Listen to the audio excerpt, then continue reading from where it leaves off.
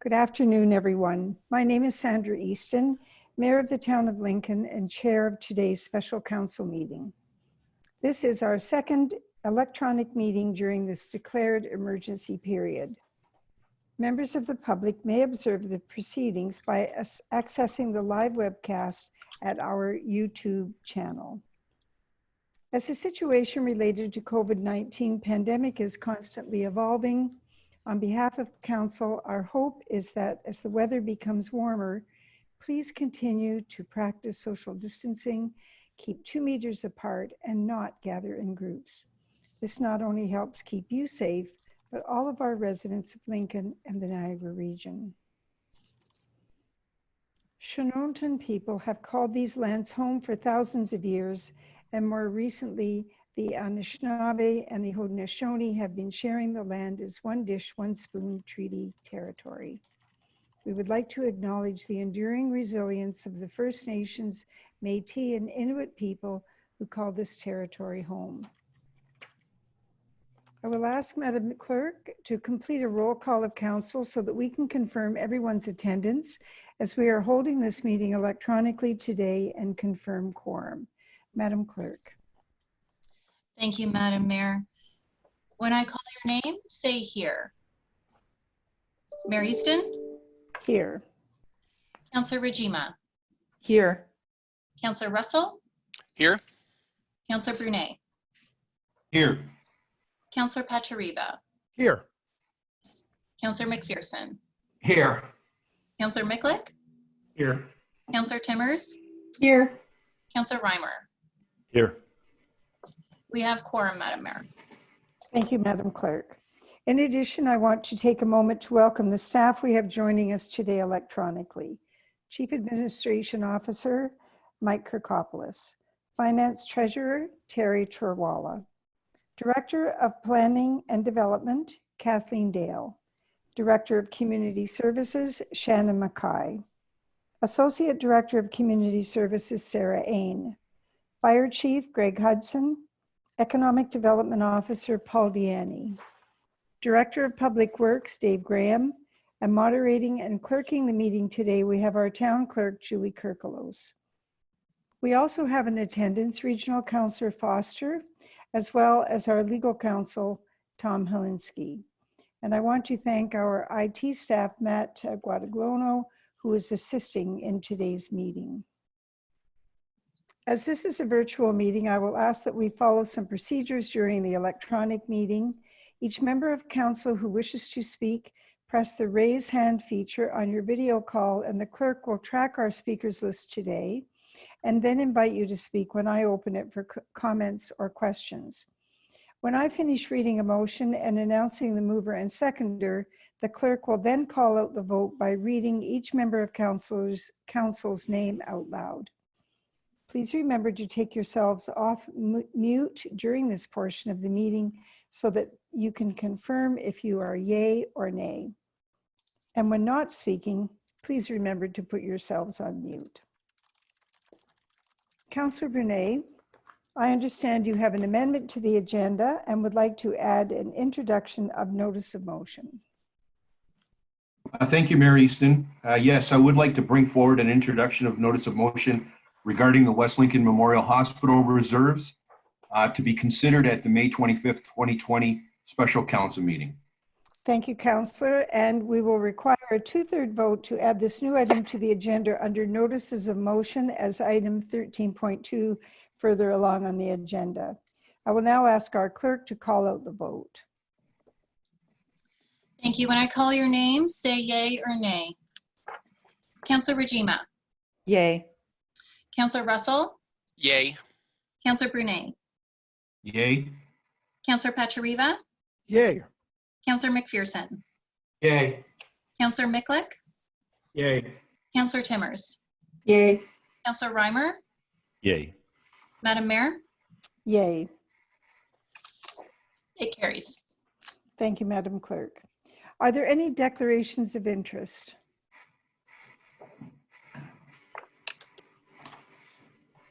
Reminder, councillors, as we go through the agenda, in our comments questions or comments. You have a limit of 3 items. And do members have any announcements at this time? Madam Mayor, we have Councillor Rajima. Thank you. Councillor Njima, please proceed. Thank you, Madam Mayor. I have announcements from, as my role as Chair of Infrastructure, from the Chamber of Commerce and also from the Joint Accessibility Advisory Committee. Prior to today, I was preparing to update Council and those who are watching this meeting as to what effect the Emergency Management and Civil Protection Act regulations are having on the municipality's ability to continue on with or commence projects. And then came the announcement on Friday that restrictions are lifted as of today on municipal projects. This is good news, and we hope that the good results that we're hearing from the restrictions that have been put in place continue, so that municipalities can continue to move forward with the contracts we have in place. And from the Chamber, as you're aware, the Chamber, the BIA, and the 20 Valley Tourism Association are working together with the Economic Development Department of the town and collaborating to put our best foot forward to provide the best opportunities for local business to survive and then to thrive as we enter into and move into the recovery phase. I'll leave it to others to provide details about the website to be launched in the coming week that highlight local business. As for the Chamber members, we're working hard to provide support to businesses across Lincoln. Fundraising, of course, is going to require a considerable amount of creativity, but certainly the challenges that the Chamber is facing are not unique to the Chamber. I have seen some interesting virtual fundraising events from various organizations, and I'm confident that we as a Chamber, all things considered, will have a positive outcome in our attempts to raise money to support organizations that, for example, the Mayor's Golf Tournament supports. Our membership is steady and strong, and I expect that this will not change in a community as strong as ours. And from the Joint Accessibility Advisory Committee, facilities audits were to take place in May for the town of Lincoln, but they've been postponed. Also, plans were in the works to organize a disability awareness session with Lincoln staff. That also has been postponed, but I will keep you updated. And I wanted to tell you a little story that I heard from one of our Joint Accessibility Advisory Committee members who has sight problems. So I asked him if anything that's happening right now since the COVID restrictions were put in place is affecting his ability to move about in the community or just to do his day-to-day things. And the one thing, he said a couple of things, but the one thing I thought that would be easy for everybody to address is that when he goes for a walk with his guide dog, he's finding that some people aren't picking up their dog poo. So he can't see that. So it's a struggle for him. So I know everybody here is picking it up, but anybody who's watching who sometimes forgets to pick it up, please do. That's it. Thank you, Madam Mayor. Thank you very much, Councillor. Madam Mayor, the next one that we have is Councillor Pachariva. Thank you very much. Go ahead, Deputy Mayor. Thanks, Your Worship. I had the pleasure to participate in a call with yourself, our Chair of Economic Development and Planning, Paul McPherson, our Director of Economic Development, Mr. Deanny, and Mr. Kirkopoulos on Thursday, April 16th with Vineland Growers. We chatted with Nadia Kobilka, with Jamie Warner, one of the growers, and of course with Mike Ecker. The industry, food industry in general, is doing well. They're taking on a lot of sanitizing measures. The crops are looking good, and they're ahead of last year. The major retail partners are not turning them down. They will take whatever they can grow. And I've kind of seen this through some of the chats on the Canadian Grocer that a lot of the groceries companies are experiencing tremendous growth over the last quarter. Most produce is prepackaged. That's what the retailers are looking for. And that's what a lot of the things that Vineland growers, the majority, is pre-packed. Lincoln area farmers will not be looking for farmers markets, but delivering this prepackaged goods to the major retailers. Some trends. They had a program last year with Norfolk growers where they got apples from them. And these apples were earmarked for the school programs. As you know, schools aren't in session. So they reached out to Community Care West Niagara and are coordinating bags of apples. They've got 1,000 a week for 10 weeks. And they've also reached out to the food shelters and the food banks. What they want to do is to capitalize on this growth with Norfolk growers and break into the berry business, raspberries, strawberry, blueberries. So they're looking at that. Their development on 4th Avenue is a huge importance. And nursery stock is going to be a large component. And based on what we're seeing now is even more paramount. They'll be doing both tender fruit and vines, 300,000 vines in the first year. Jamie weighed in on, from a grower's perspective on what they were dealing with. Labor is a large concern. They had 7 men arrive a couple weeks ago, and they should be having 16. He actually took it upon himself to get out with his boys and chop the tops of the trees off, you know, thinking that if it was difficult to access, that they'd be able to do it from the ground. You know, he kind of sat there at the beginning and, you know, had a bit of reflection, and, you know, that doubt creeps into you and oh, woe was me. But like most farmers and a lot of people here, you know, kind of stood up, took a breath, said, okay, I can do this. And he did it. And a lot of the local grocery chains are helping out with the workers. They're having direct deposit for their workers this year. One of the innovative things that we learned was, again, from Norfolk, that they were setting up in-store stores for the migrant farm workers. So he was going to investigate on this. So it was an excellent talk. And then I had the opportunity to sit in with the Halton Region ECDEV department on 3 sessions. One was about labor in the times of COVID.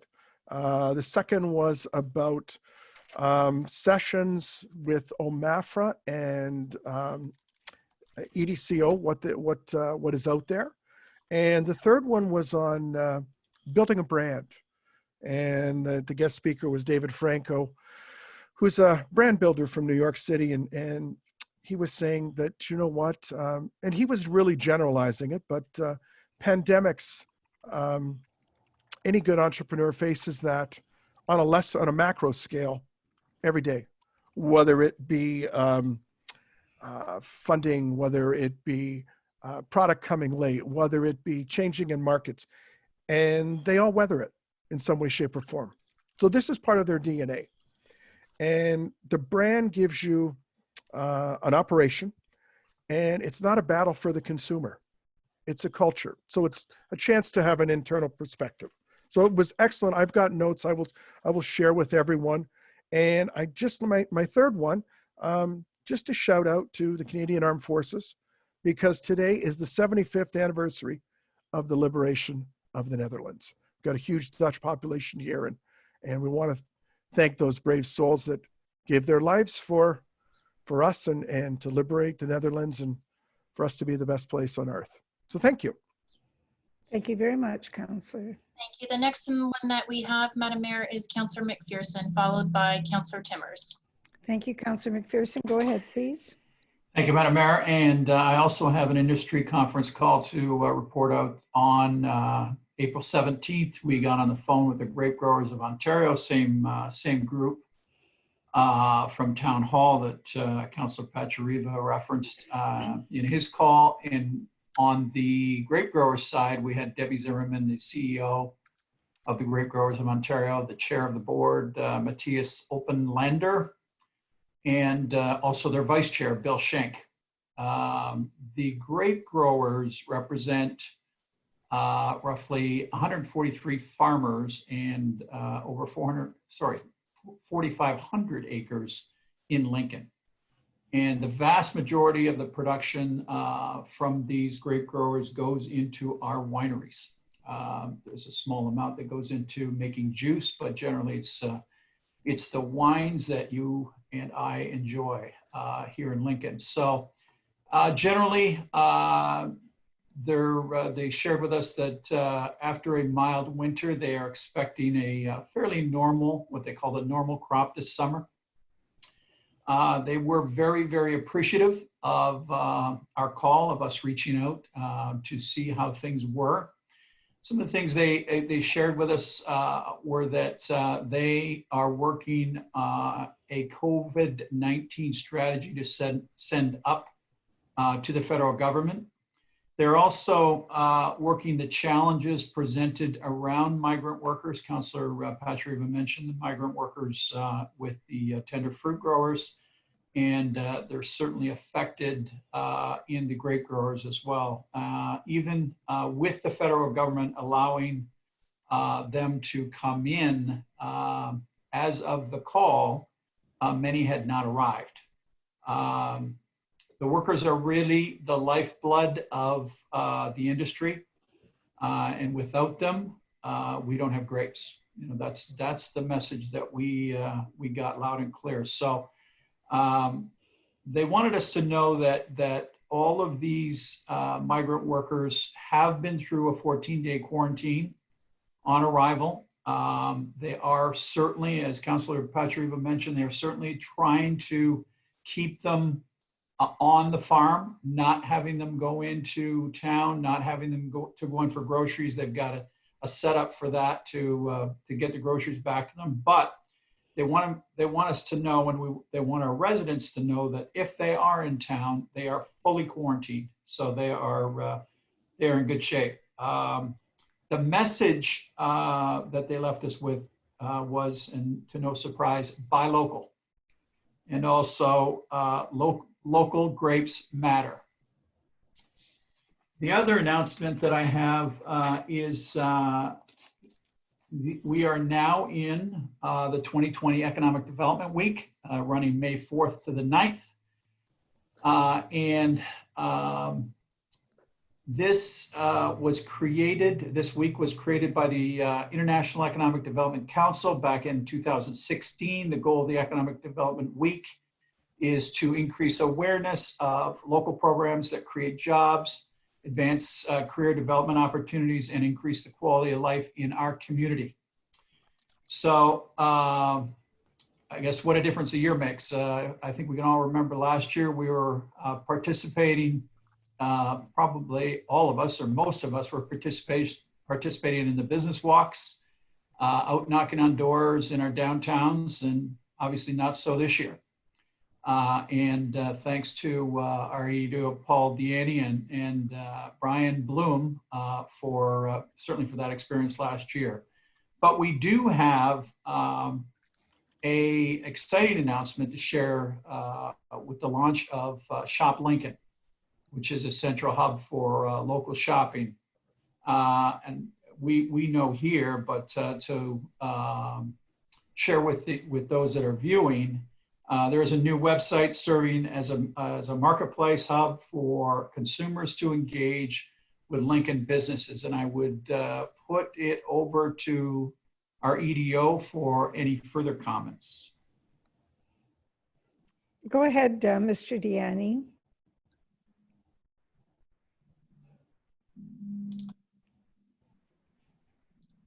Thank you, Madam Mayor and Chair McPherson. And as the councillor did mention, the Economic Development Department of the town of Lincoln has been working very closely with our partners, the Lincoln Chamber of Commerce, the Downtown Bench Beamsville BIA, the Twain Valley Tourism Association, and the Ontario Craft Wineries to really support our local businesses during this COVID-19 pandemic.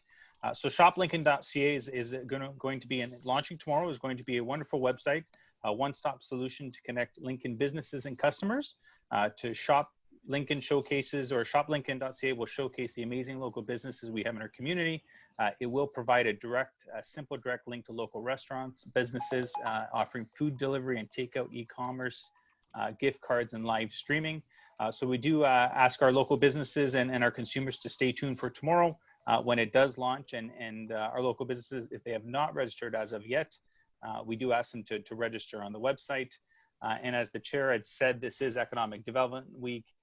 And while last week we were showcasing the wonderful business we have in our community, this year we've obviously turned and will be showcasing and supporting local businesses in our community. And one way we are doing this is through our shoplincoln.ca website. So I look forward to its launch tomorrow, and I thank our partners for working with us on this. Thank you very much, Paul. Very exciting and very proactive, I might add. Councillor Timmers. Thank you, Mary Easton. Yes, it is very exciting, the new shoplincoln.ca. It's a tremendous support for our local businesses, and I really hope that people will remember that our local businesses are doing the best that they absolutely can right now. And if you could shop local and support them as much as possible during this difficult time. The last couple of weeks, I've had the pleasure of joining the Scouts online for their Zoom meetings. And I'll tell you, they're a lot more fun than this one. It's just filled with a lot of action going on with youth on the screen. So their big awards dinner was canceled this year. So the leaders got extremely creative, and they've been going online and bringing awards to award-winning person's houses without their knowledge. It's a surprise when they show up, and everybody gets to watch it online, which is really quite creative. So I'd like to congratulate some of the award winners. There was William Russell and Elijah Wiltz, who both received their Queen Venturers Awards. And this is an award that is recognized by Scouts Canada for individuals who've shown a high level of character and ability to help others in their community. Then there was Davy Woods, who received a certificate of commendation with Flash, and Carly Meller, who received her Chief Scout Award. All of these awards focus on community projects, food drives, creating the new fire pit at the Scout Hut, and program leadership. Well done, and congratulations to all of you. And I think we've got a few more coming up, but it's a surprise, so we'll have to wait and see who they are. I'd also like to just speak briefly regarding the Cyber Seniors program that is available at no cost. The organization is providing one-on-one computer lessons online and also over the phone. Seniors need technology skills more than ever now to keep connected to their loved ones. And if you would like to find out more about Cyber Seniors, you can reach out to me personally and I will help connect you. And lastly, just a quick thank you to all the sewers that are out in our community. And a lot of them, I know a couple and they didn't want to be named, but I just want to thank them because they've been sewing masks for Albright Manor and also Queen Manor on Queen Street. And everybody in there has a mask now. So I just want to say thank you because that's just fabulous that they're doing that. And just lastly, one more. I have a little shout out to Councillor Tony Bernay and Councillor Mike Mikulik. I know Meals on Wheels was short with volunteers a few weeks back, and I just want to really thank you for stepping up and going weekly with those meals. It's just so appreciated and so needed. So thank you both very much. Thank you, Mary Easton. Thank you very much, Councillor Timmers. I have to say that, you know, we always look at the really high profile programs in the town thinking that this is where things are happening. But I think that your involvement and councillors, the things that you've selected to do, the interests that you've had, where you found a way to make a difference. I want to congratulate all of you because it's not just the big things, it's also the small things. And there's a lot of cultural and population-based supports that are going on that you're involved in with other people, and it really is very good for our community. I can hardly wait to see what's going to happen tomorrow with shoplincoln.ca. And I'm going to be on a call with the GNCC at 10 o'clock tomorrow morning, and I'm going to have the opportunity to speak about all the tremendous supports that we're providing in Lincoln to not only our businesses, but every segment of town. The engagement of the public, all sectors, it brings everyone into the picture. And I think that that's what's been demonstrated here today. So thank you all very much for the work that you're doing. As a result of town hall closures and social distancing guidelines being in place, in-person public attendance at special council meetings is not currently available. However, the procedures for electronic participation during the course of an emergency allow for the public to provide written submissions to the clerk's office in advance of the meeting for items on the agenda. We've not received public submissions for today's agenda at this time. Councillors, we're moving on now, and we're going to consider items 8.1. This is the special council minutes of April 14th, 2020. Do members of council have any questions or comments? There being none, I have a motion moved by Councillor Timmers and seconded by Councillor Rinchima. Approve the minutes of the following meetings of council, special council minutes of April 14th, 2020. I will now ask Madam Clerk to call out the vote. Julie, will you call the vote by reading each member of council's name out loud? Thank you. Councillor Brunet, Yay. Councillor McPherson, Yay. Councillor Miklick, Yay. Councillor Pachariva, Yay. Councillor Reimer, Yay. Councillor Rajima, Yay. Councillor Russell, Yay. Councillor Timmers, Yay. Mayor Easton, Yay. and that carries. We're now considering item 9.1 memorandum from CAO Mike Kirkopoulos regarding the recovery process for the town of Lincoln. CAO Kirkopoulos. Do you have any comments that you would like to make? I do. Thank you, Madam Mayor, and welcome this evening to members of council.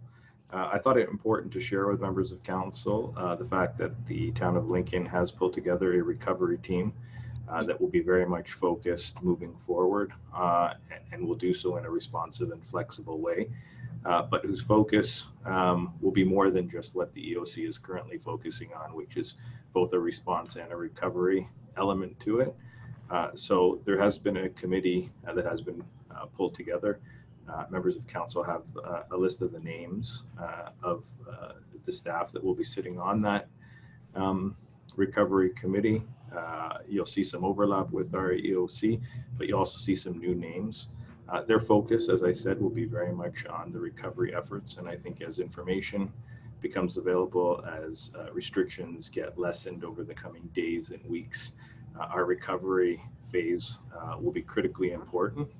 I think we'll be more judged on recovery than we will on the response in some fashion. And so just to share with members of council some of the guiding principles and decision points that we're looking at, and we've only had one meeting of this committee. There will be more meetings. We'll be meeting multiple times a week, but the health and safety of staff and the public will continue to be the primary consideration in the development and deployment of any of our recovery plans. And again, this will be initiated and informed by public health. So I want to highlight that first and foremost. Of course, there will be a continued focus on how opening up looks from the perspective of maintaining both strong hygiene practices as well as innovative approaches to maintain and enhance physical distancing. Of course, we'll be working across the region. I think, as we've always said, whether it's economic development, whether it's people's travel patterns, we can't be doing one thing here in Lincoln and have other things happening in various other parts of the community and the broader region. And so looking at some sort of regional coordination. The social and environmental elements of what we're doing, of the decisions we're making, of course, looking at incorporating lessons learned, looking at recovery plans that are fiscally responsible. And you'll hear more about that, I think as we go through the presentation in section 11.1, the financial impacts update report that is included in the package. But again, we will be tackling recovery with the mindset of being agile, being ready to change to the responses. We've heard about a second phase. So if we have community outbreaks like that, how are we going to respond? And again, the kind of cycle of lifting and reimposing restrictions will be something else that we look at, especially from an economic standpoint and from restoring some degree of normality within society and within our collective community. So definitely there's a number of staff that make up that team that are here that can answer any questions. But I thought it important to share with council, separate from the financial impacts update, a memo that lays out our recovery and response team. Thank you very much. Thank you very much, Mike. Madam Clerk, if you could guide me in terms of the priority of councillors. I see there are a few looking to ask questions. First up, we have Councillor Brunet. Thank you. Please go ahead, Councillor Brunet.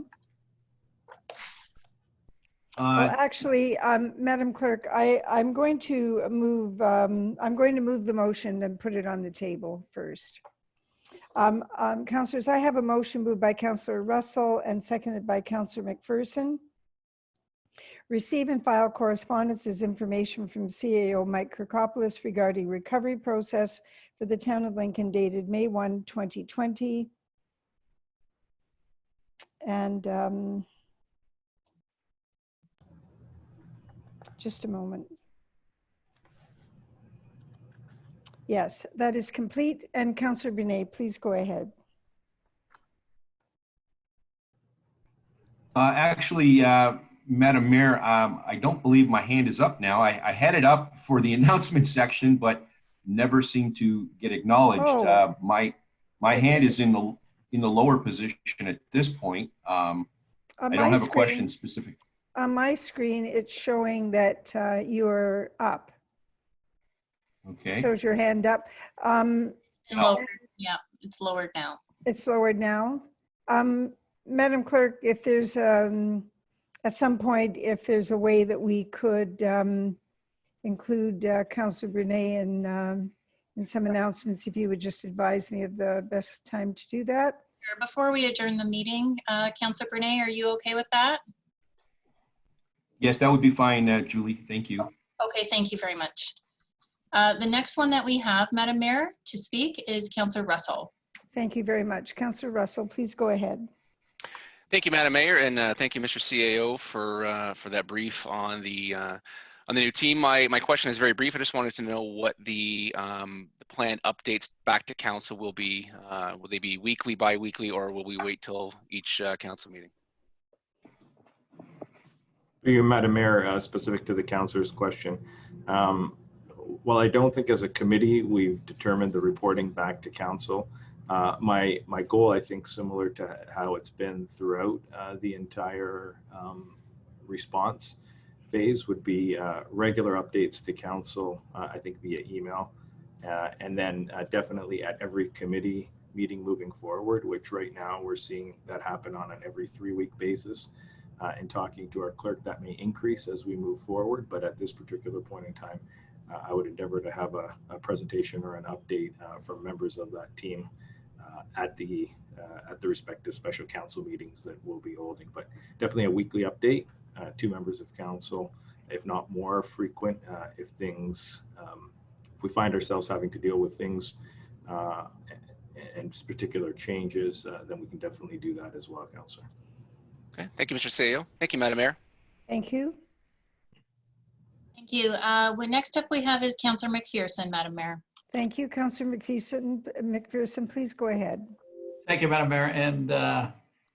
And first of all, very pleased to see this memo. I think it's very progressive of our staff to be getting together, getting this smaller group, this internal working group together, and tackling the challenges that we have when opening up, because I couldn't agree more that the opening up is going to be that much more difficult than the closing.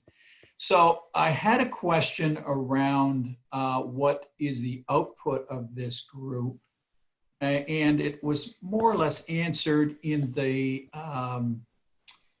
communication that was sent late this afternoon by, I believe, Mike.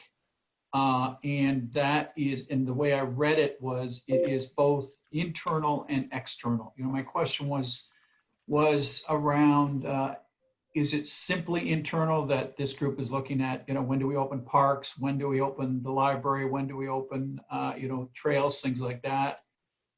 Or was it external in that, you know, what are we doing with the Premier's announcements and how they are impacting businesses throughout Lincoln? Or is it both? And it sounds to me like it's both. So the only question that I have left is somewhat along the lines of Councillor Russell, and that is a question about the mechanism to connect to our stakeholders, to our residents, to our businesses. How maybe through the CAO to one of the participants in the internal workshop group, how do we see that happening? Because I think we're all taking calls or emails on, you know, can I open? Can I do this? Can I go walking on the Bruce Trail? So I think this group is key to communicating out to our, as I say, our stakeholders, and coming out of these meetings. Is there an easier way for all of our stakeholders to find out the latest? So through you, Madam Mayor, to the councillor, and I will let Mr. Deanny chime in as well from his role as our liaison officer. One of the things in responding to an emergency, as we've set up our emergency operations center, emergency control group, and we're functioning in what's known in emergency management, and Chief Hudson can speak to it as well, in an IMS structure, an incident management structure. Within that structure, there's specific roles, and as I've highlighted, the liaison role is one of those key roles. We actually have what I would call two liaison officers, one functioning from an agency perspective and talking to the other municipalities and working closely with Chief Hudson, and that's our emergency management coordinator, Kathy McGrath, and then Mr. Deanny, whose role really has been to talk to the other municipalities. He's part of Niagara's rapid response recovery team, and he's really on the front lines of talking to our businesses. So Paul can definitely respond to the piece in terms of integrating with local businesses. Also, I think it's important, and we've got both Shannon and Sarah on the line in an effort to speak to. This is information we can also be sharing with our customer service reps who are doing calls and who are fielding calls in terms of answering those questions. But Paul, you may have some additional comments. Yes, thank you, Mike, and through you, Madam Mayor, to the councillor. The response has really been twofold in terms of economic recovery. So myself, as a representative working with the Niagara Economic Rapid Recovery Team, as we've now rebranded the group, have been communicating with stakeholder groups throughout the region and in Lincoln, and individual businesses as well, relaying information coming down from the federal government and the province, and as well as local responses. So the response has been through myself locally, triaging a lot of calls and inquiries that we've had from businesses, and we would continue to use our social media accounts and our town assets, such as website and such, to communicate to businesses, as well as working through our local organizations such as the Chamber, the BAA, the DVTA, and the Ontario Craft Wineries. And as the CAO had mentioned, you know, any calls that do come through our customer service representatives, providing them with updated scripts and talking points that relates to ongoing recovery and any questions they may have. Thank you very much, Mr. Deanny. Councillor, is that satisfactory? Yes, it is. Yes, it is. Thank you very much. Very, very thorough. Thank you.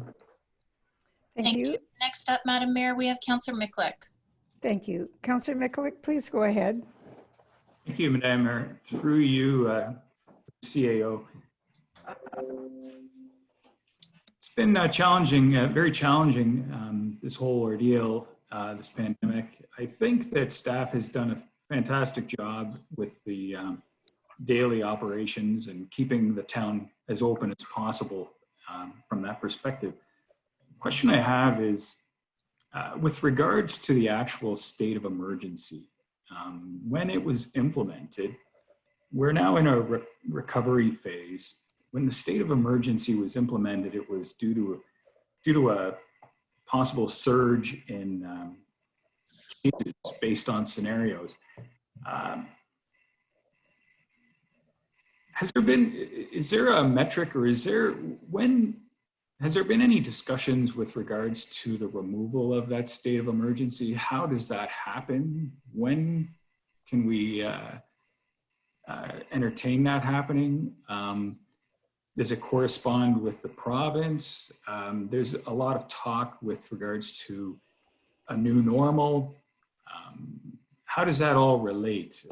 How long, any estimation as far as what you think is how long this state of emergency? And the reason why I associate state of emergencies as senses of urgency, which we're still in that phase. But I like to bring on the idea of recovery and the thought of getting out of this as well. So any thoughts on that? So through you, Madam Mayor, and I'll also ask Chief Hudson to speak to various elements of this, but this was a conversation and a topic that did come up amongst the CAOs this past week in terms of the lifting of the emergency. And did we believe, just based on the information that we were receiving, that it was the time to do so?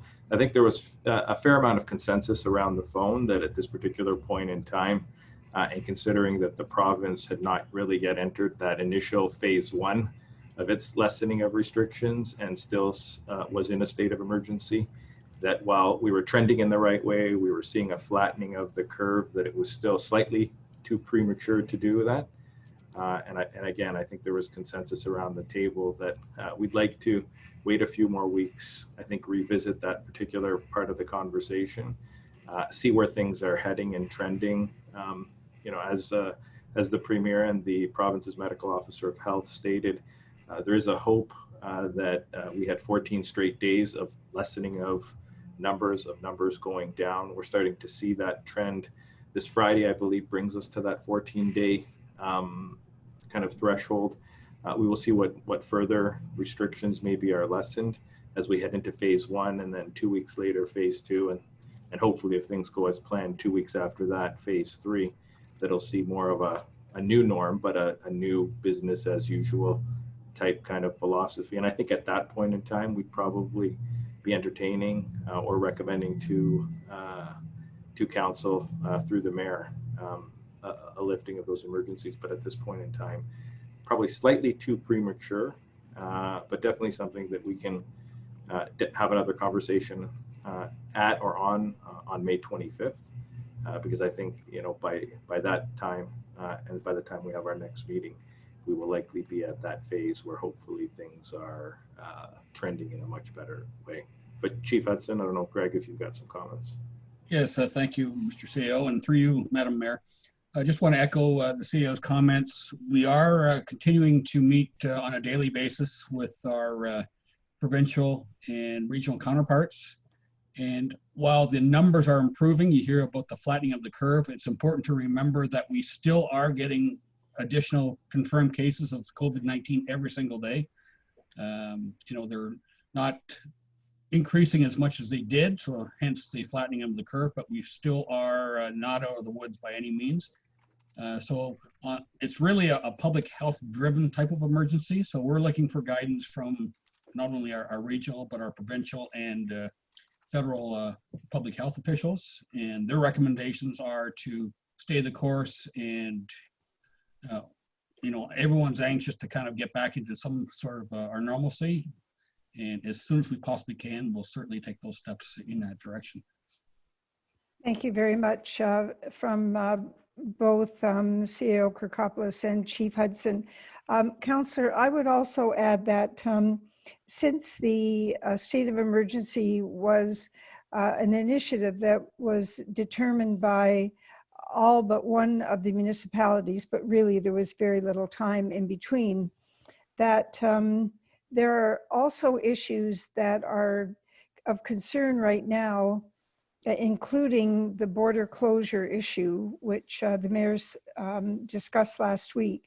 There is a tremendous surge of visitors that are coming into the region on the weekends in particular, which is very disconcerting because of the streets being so packed, and it's very, very difficult to control. And so there is a concern that the gains that we've made will soon be reversed if it's not possible to get people to stay home.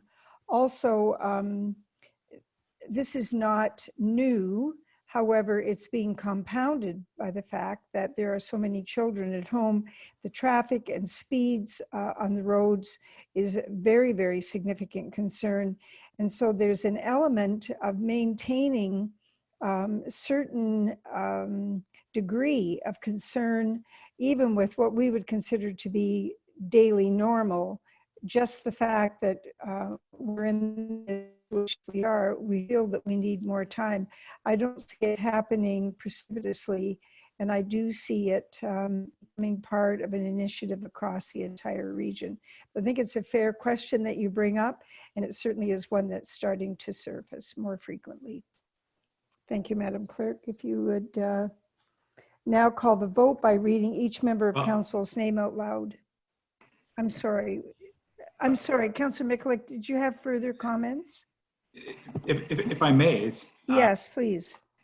Just the thought process that I have is that I would just like to make sure I'd just like to know that we do have a finish line, or we do have some sort of threshold that we're hoping to achieve. And again, like, I think it's extremely important that we don't lose the gains that we've made to date in the effort to flatten the curve.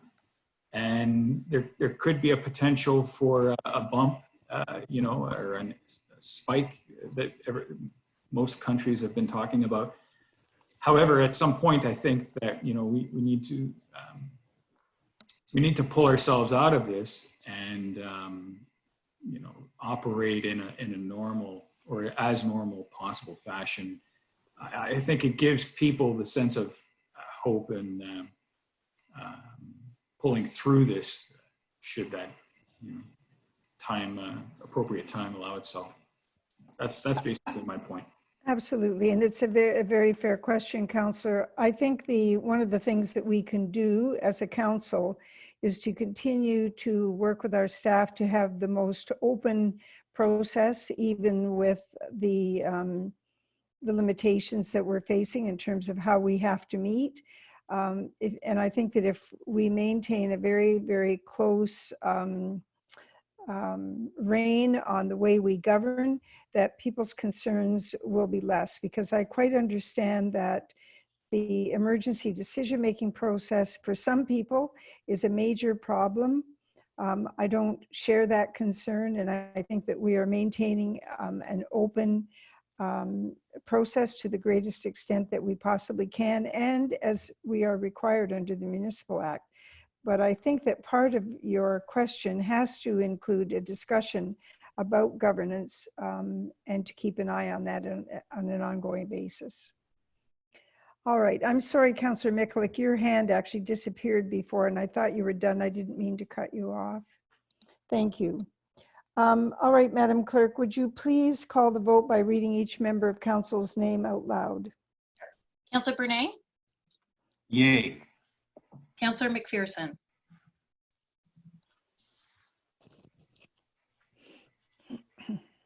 Councillor McPherson, you're on mute.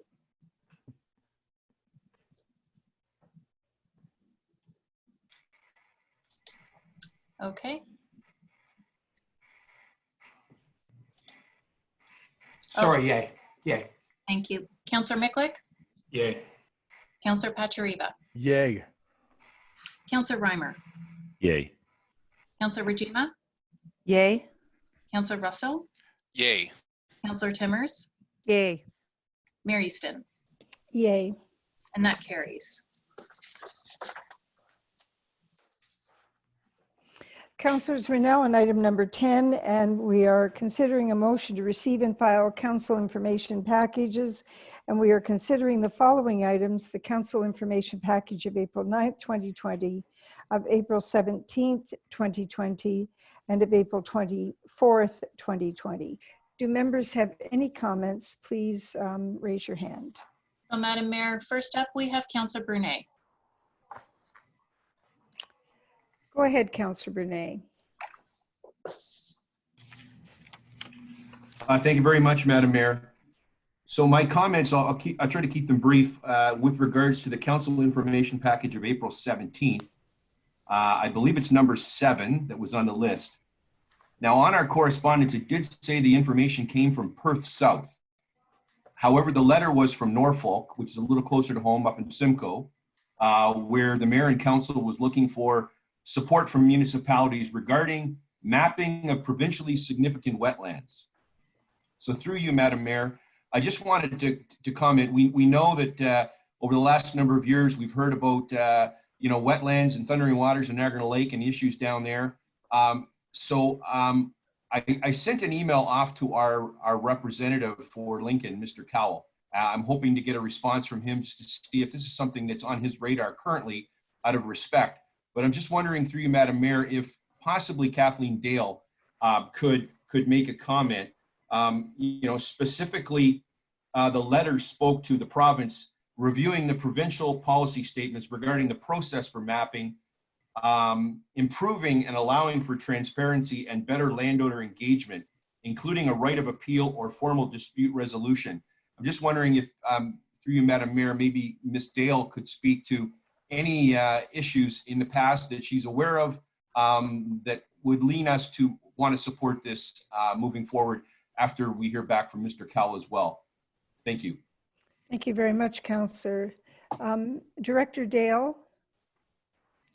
Yes, Madam Mayor, in regards to the Ministry of Natural Resources wetland mapping, I can tell you that when we updated our official plan back in 2014, we did have a lot of issues with the Ministry of Natural Resources regarding their mapping, because they do their mapping at a, how would you explain this, a very, very high level. They don't do it at that much detail, so they do end up mapping things that may not necessarily, in the end, when they do a more detailed evaluation, be a wetland.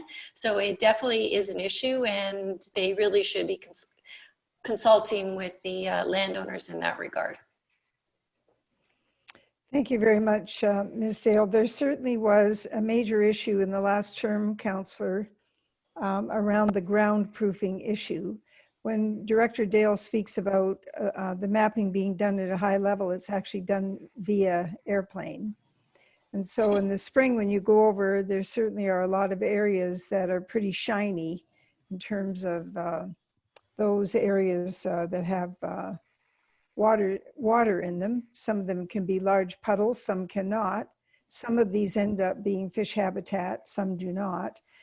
There's been quite a bit of work done at the region, as well as in Niagara-on-the-Lake by one of the citizens there.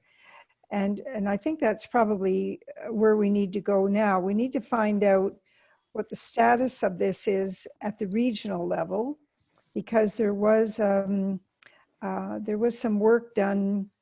I'm going to say that it's 3.5 to 4 years ago now. There was a study done to determine the level of accuracy. It was pretty abysmal, and that was done at the regional level. Mr. Kirkopoulos, can you help us here in regard to what that status might be now in terms of any communication that's taken place with the municipalities?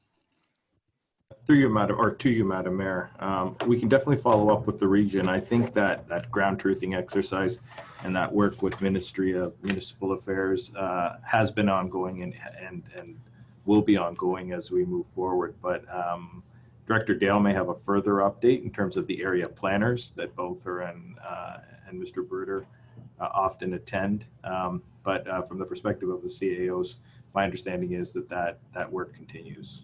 So I don't know, Kathleen or Matt. Through you, Madam Mayor, there hasn't been any recent updates, so I don't know whether the region might have just put it on the back burner, but as our CIO mentioned, staff can follow up with the region and find out what the status of this project is and provide an update to council. All right, Councillor Brunet, is that satisfactory? Yes, that's great, Madam Mayor. I appreciate your perspective from the region and bringing in the CAO and the clerk. So that's great. And like I said, I did send an email out of respect to Mr. Cal, who's our representative. And when I hear back from him, I will share that information to all of council. Thank you. It's very good. Thank you very much. Next up we have, Madam Mayor, is Councillor Rajima. Thank you very much. Councillor Njima, please go ahead. Councillor, if you could actually identify the page number in the package, that would be very beneficial. Madam Mayor, I don't have the actual correspondence package with me in front of me. I just have my notes. Okay, what date are we looking at? April 17th. Okay. And it is the update from the region about curbside waste collection. Okay, go ahead, Councillor. So my question is general. The answer I don't think is within that document, but it did, there was a link, I think, to it within the document, I think, to the answer, but I didn't click on through. So my question is about hazardous waste. Is it being, can anybody tell me if it's being collected at the landfill sites right now? And if not, I can get that answer later if nobody knows right here at the moment. I'm going to just kind of step out of the list here. Councillor Foster. Yeah, hazardous waste is being collected at the landfill sites. There's also, if there's bulk items that are required to be sent off to the landfill as well, they're being accepted. Generally though, if you're going with household garbage, you're not allowed to be taking that in at this point in time. Okay, perfect. Thank you. Anything else, Councillor? Yes, Madam Mayor, I have a comment, and this is for the council information package of April 24th. And it's regarding the Welland correspondence asking for funding from upper levels of government in light of COVID.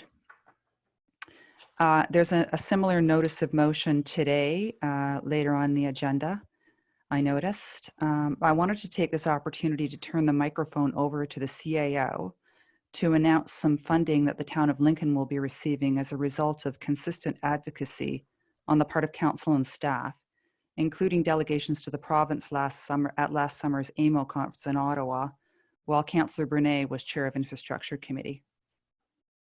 Okay, if you could just give me a moment, Councillor, is that related to this correspondence here? Or is it more related to our, to the notice of motion? Or is it something separate that you'd like to speak to under municipal reports?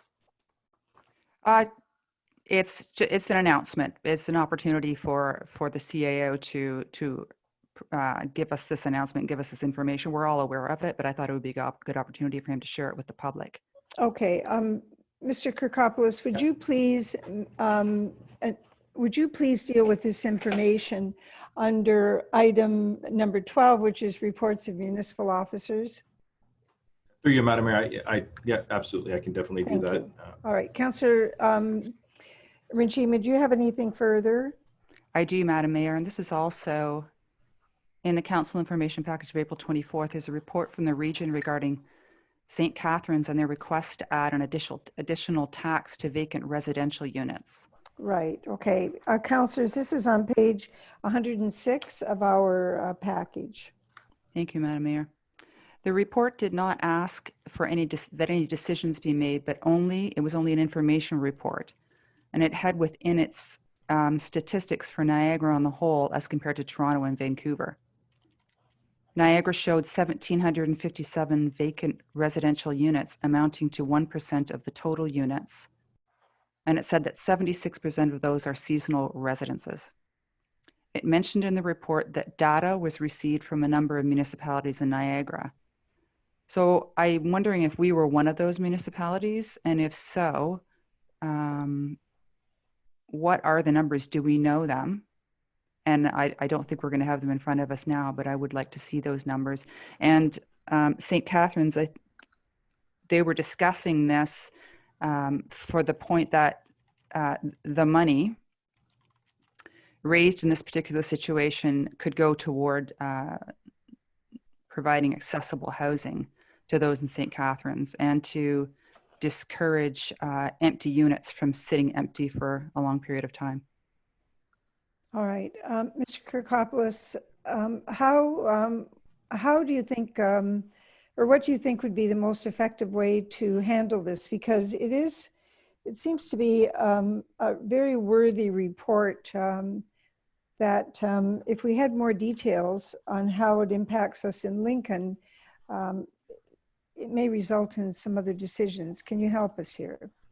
Through you, Madam Mayor, I will do my best to try to help, and I will probably ask both Kathleen and Paul and likely Terry to interject. I do not believe we were part of one of the contributing municipalities in terms of data.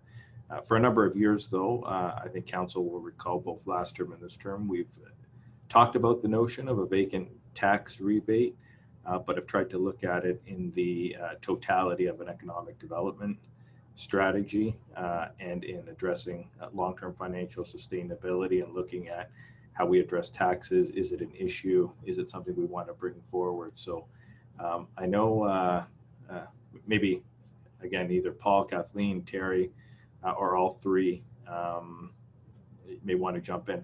I think the challenge sometimes municipalities find with trying to figure out what is vacant and what is not is looking at things like water usage. And so there's a little bit of a science other than trying to determine on the commercial side, probably a little bit easier. I believe what Welland is doing is looking at it specifically on the residential property side, not on the commercial side, which is more of what we've talked about. But again, Paul, Kathleen, and Terry can speak to it from both a residential and commercial standpoint. All right, who's going to step up? Paul, do you have anything to add? Thank you, Madam Mayor and Mr. CEO, and through you to the councillor. So as the CEO had indicated, this is more around residential property and vacancies and trying to force property owners to either rent out or sell the residential properties. And as the CEO had mentioned, we have had conversations with some of the other municipalities and the region around the commercial rebate, the vacant commercial property rebate tax, and the idea behind that is to help stimulate our downtowns and force business owners to rent or sell. That way we can have vibrant downtowns and full businesses. But on the residential side, I will turn to either Terry or Kathleen to comment. Kathleen, do you have anything to add?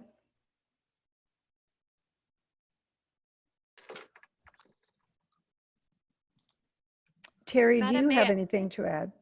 Yeah, so through you, Madam Mayor, the area treasurers were discussing this. The biggest issue we have with residential properties is it's very hard to determine if a property is vacant. One idea that we had is through water usage, but you would need very detailed information to do the proper analysis. And even then, a dip in water usage doesn't necessarily mean that it's a vacant unit. And not all properties are even on town water. So the logistics in order to determine what is a vacant unit, it's very hard. It's at this point in time. Thank you, Madam Mayor. So what I'm hearing is that we don't have that information, and the report does say that it would be at the direction of the province. We would need permission from the province to do so, and it would be a region-wide permission, and that it could be done through the region on an individual municipal basis, but I guess time will tell. Interesting. And Madam Mayor, if you don't mind, I have one more question. Yes. And it is also April 24th Council Information Package. And it's regarding the report from our procurement officer, Lisa Scheffler. Yes. I see that the bids for the playground equipment and the shelters for Rotary Park close on May 8th. And I'm wondering, this might be a question for Ms. McKay, if in light of the restrictions in place for the last month or so, did we receive a satisfactory amount of responses to those RFPs? Ms. Mackay, are you going to deal with this? Yes, we don't have the total number of proposals yet, because it has not closed. But we do have the bid takers, and the numbers were high, and we did have a number of questions from the various manufacturers on this. So we do expect healthy proposals and don't see any concerns with them. Good, Okay. good news. Thank you, Thank Madam you Mayor. very much. Thank you. Thank you, Councillor. Madam Clerk? Next up, we have Councillor Miklick. Councillor Thank you, Miklick? Madam. Thank you, Madam Mayor. I too was going to speak to the correspondence with regards to the optional tax on vacant residential units. And through you to staff, I was going to see where we were if we were entertaining this. My thoughts on it, I think it's, I appreciate the concept and the spirit of the idea and the hoped for outcome. I just have some concerns about the actual implementation of such an idea or such a tax. Enforcing it, I don't know necessarily if it's the municipality's responsibility to determine what a homeowner or a property owner is to do with a residential property. There could be many reasons why it's vacant, and I just don't know. I don't know if it's something that I feel staff should be spending a whole lot of time with at this time, and I'm not sure where staff is with this, and or moving forward with this. All right, Councillor, I see CEO Kirkopoulos has his hand up, so I'm going to go over to him. Mike, do you have comments? Sorry here. So through you, Madam Mayor, I do have a few comments. I mean, I think it's something, as the other spokespeople have said, that we're looking at. I think the challenge or the premise by which a vacant property tax on residential units works is it's really intended to generate income so that we can invest that into affordable housing units. Some municipalities that have done it, and the ones that I'm aware of that have considered it, have been Toronto and Vancouver, put in an approximate 1% to 2% tax on the assessed value of the property to do that. It hasn't generated, I think, the level of funding that both were anticipated, and I haven't seen Toronto statistics. I have read about Vancouver's, but it hasn't generated, I think, the response or the reaction that was intended to do it. I mean, I think we can definitely watch and see what Welland is doing and see what some of the other municipalities who maybe consider this are doing. But from the perspective of where we're at now, it isn't something that we've put a lot of time and energy into it, but definitely a vacant home tax is something that when we look at the toolbox, the toolkit of things that we've got at our discretion to try to find additional funding. Again, it'll be something that we do watch it, but I will, definitely continue to update council should anything come forward. I think if any councillors are looking for there to be additional work on this, I would suggest that you come forward and with some information, do a bit of homework, come in and speak to the CAO. Otherwise, we'll consider it something that we discussed, and there'll be no further action at this time. Councillor Mikulik, did you have any other comments? Thank you very much for that, Mr. Kirkopoulos. Just I can appreciate the concept with regards to commercial and stimulating activity within a downtown by encouraging, developers or property owners to get on, to do something by way of increasing taxes and forcing a higher cost of ownership. However, when it comes to residential, I think that's a tricky piece that could be extremely difficult to enforce or to manage. So that's all. Thank you. Thank you very much, Councillor. Through you, Madam Mayor, if I could just make a comment, I think that the focus really for us is on commercial vacancy. A lot of the work that we're doing from an economic development standpoint is really focused in that area. Like I said, we haven't seen vacancy from a residential perspective as a huge issue, but we'll definitely be in touch with our area colleagues and watch what's going on a macro scale. Could we say with a high level of confidence, Mr. Kirkopoulos, that we are taxing all commercial properties, particularly in the vacant properties in the downtown areas?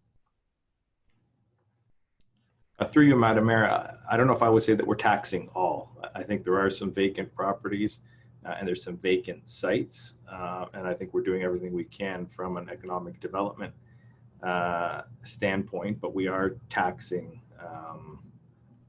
as many as possible. But there may be others, Paul and or Kathleen probably have a better grasp on what's, the few that we're not taxing.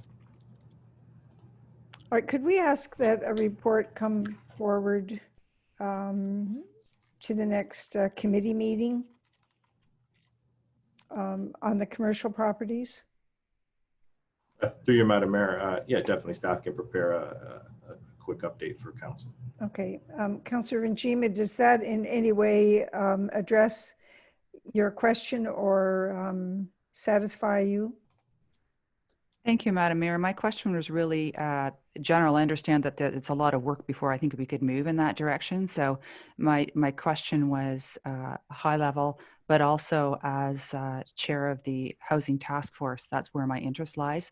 So perhaps it's something that we can discuss further when we have our next meeting, if we want to do that. Okay, all right. So you're not, you don't have an interest in us doing any more work at the moment? No, I'm satisfied that we can discuss further at another time. Thank you, Madam Mayor. That's Thank you very very good. much. Thank you very much. Thank you, Mr. Kirkopoulos. So if I could, Madam Mayor, just make one more comment. Yes. And I think what we need to do is also work with our regional colleagues. There's a vacant rebate program that the region has. And so, I think it's a multi-pronged challenge or opportunity or issue that we'll need to address if we were to go in this particular direction, specifically on the commercial side. But definitely, it's worth probably a further conversation around the Housing Task Force when we get started on those again. Okay, thank you very much. Madam Clerk? We have Councillor McPherson up.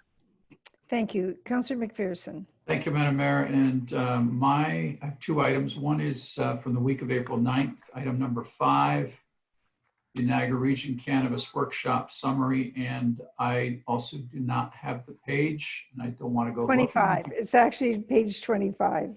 The last time I went looking, I got lost and was late for the last vote. So page 25. Page 25. So very pleased to see, this coming out of the region. And certainly kudos to, I believe it was the planning department at the region, putting together a cannabis workshop at Balls Falls back in December. There was over 40 attendees at this workshop that represented, from what I could see, everybody but one of Niagara Region's communities. And really out of that workshop, and I think we all saw the lengthy report that's in the correspondence, but out of that came a letter that has been sent out to the Minister of Agriculture titled Guidelines Needed to Reduce Cannabis Land Use Conflicts. And, certainly speaks to what we are being challenged with here, very timely. With the interim control bylaw that's currently in place and that expires in July. So again, very good on the region to try to pull together all of the municipalities with one voice going to the minister. My only question would be, after going through this, I wondered if we wouldn't be well served to also issue a similar letter to the Minister of Agriculture and just support the letter of the region, showing solidarity with the region, and also that we are raising our hand, saying that yes, all of the things that were discussed were tabled at that workshop are impacting Lincoln. So maybe through to the CAO for his thoughts. Mr. Kokopoulos, please. Through you, Madam Mayor, I mean, I think a letter of support, I think, adding our voice to that conversation is important. I did want to ask, I know Mr. Bruder, Ms. Dale are working on a report back to committee as it relates to this particular matter, and maybe this is the right time for them to provide an update. But I agree with Councillor McPherson. I think, adding our voice, providing our support on this particular matter is, I think, both timely and essential if we're going to tackle this issue in a more holistic fashion. I'm going to go to Director Dale. Kathleen, do you have any comments at this time? Through you, Madam Chair. In regards to this particular issue, yes, it probably would be a good idea to support the letter that went out from the region. In regards to the cannabis regulations, one of the things that has helped is the Planning Act timeframes have been put on hold. So even though our bylaw was intended to expire in July, it's actually going to expire later than that, because the July date that it ends, we actually can add the time frame for the provincial emergency to the end of that. So the inter-control bylaw is actually going to be in effect a little bit longer. What staff are doing right now is working with a consultant to come up with a draft bylaw, as well as our bylaw staff are also working on preparing a draft licensing bylaw, and we're hoping to bring that back to a subsequent committee once committee meetings are scheduled. Very good. That's helpful. Thank you very much. Councillor McPherson. Yes, thank you. And so I will leave that with Mr. Kirkopoulos as direction to staff. The other item I had was from the April 17th group, and it's item 5, and it's along the same lines. It's the Pelham cannabis request for input. And although very small and difficult to read, there was some, once you enlarged it, there was some very interesting options there that I just wondered if in our consultation with our bylaw consultant, are we entertaining some of those options, and or are we in communication with the staff at Pelham with some of those things that they're talking about? So through you to Mr. CAO. All right, councillors, this is on page 75. Thank you. Mr. Kirkopoulos, please go ahead. Through you, Madam Mayor, I mean, we are, I guess the simple answer to the question is we are in contact with Pelham. I know, the entire team focused on both our bylaw in this particular area, our zoning bylaw, which will cover some of the issues that are addressed in the previous question, or were addressed in the previous question. We're definitely watching what Pelham's doing. We're watching what other municipalities are doing with nuisance bylaws, like Hamilton, who recently passed one. I'll let Matt speak to the specifics in terms of the conversations that he may have had, with our consultant. But definitely, we are reading everything coming out on this particular matter and in consultation with Pelham, both to learn from what they're going through slightly ahead of us, and just to see what others are doing to address this particular issue. All right, Matt? Mr. Bruder. Yeah, thank you, Your Worship. So yeah, we have been in consultation with Pelham staff. As a matter of fact, I personally sat with them at the table at that regional workshop. So I had an opportunity to engage them then. We've talked since. I've also passed on their draft regulations to our consultants so they know about it as well. With respect to some of the things that we're proposing and what they're proposing, I mean, I would say in some areas we're actually taking a little more of a stringent approach with minimum parcel size and things like that.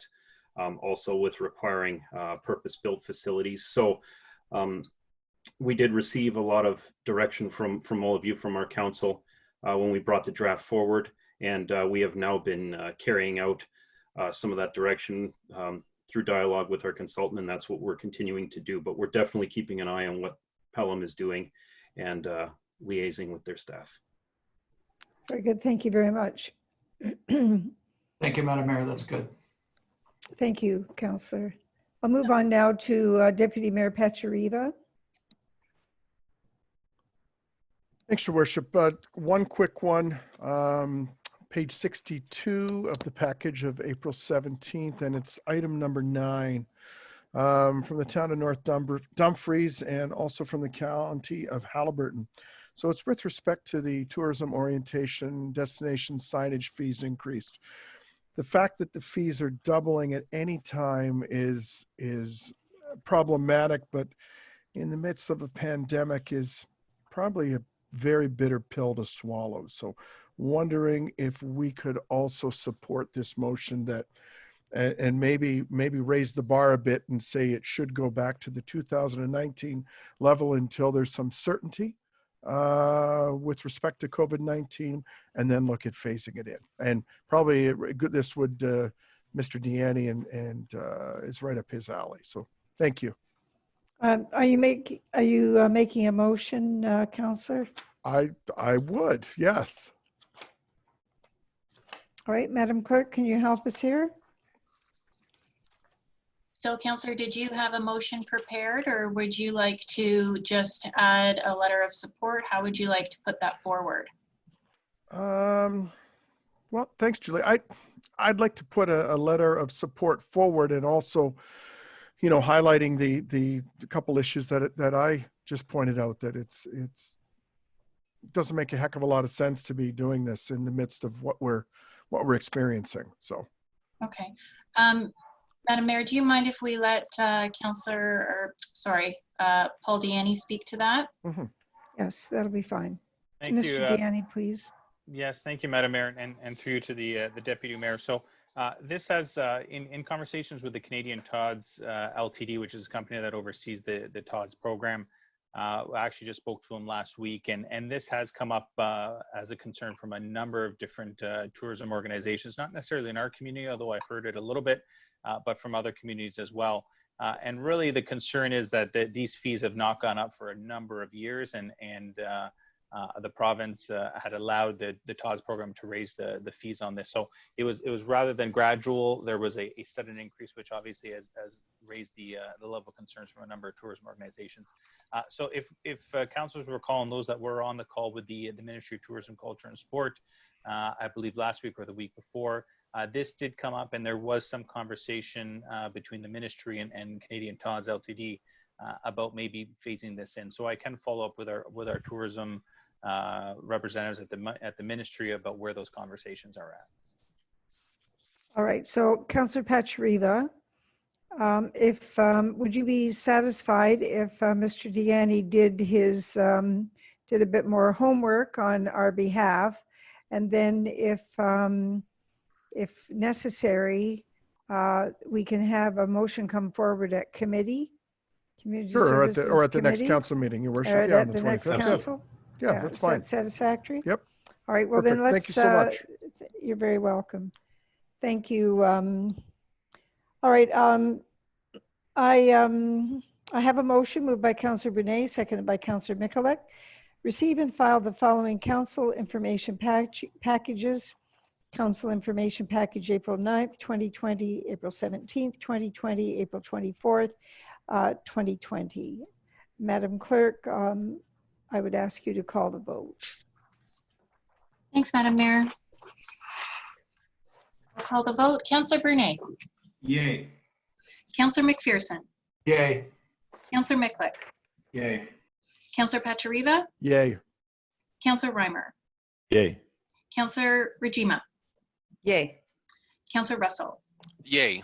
Councillor Timmers. Yay. Madam Mayor. Yay. And that carries. Thank you. Councillors, we'll now move on to item 11.1, report AD 0120, COVID-19 financial impacts update. And I'll ask our CAO to provide us with a brief overview. Mr. Kirkopoulos. Thank you, Madam Mayor, and to all members of council. I'll do my best to go through this as quickly and as briefly as possible, and definitely all of staff are here to answer any particular questions.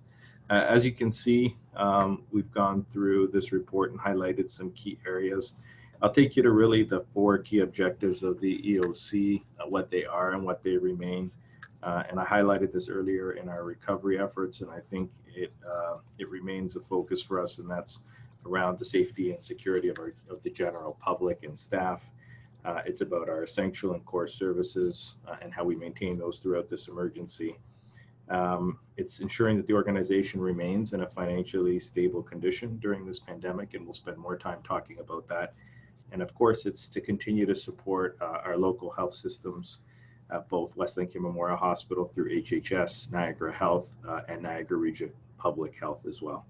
I've highlighted in there the importance of also working with our private and public sector partners.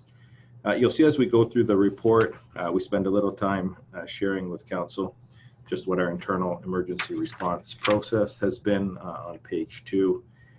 We then highlight the fact that on March 30th, we closed all of our facilities and programs. And as we go into the report later on, you'll see that that has had a financial impact on the municipality. Of course, there's further on that page, we talk about recovery efforts and highlight the 3 stages that the province has announced.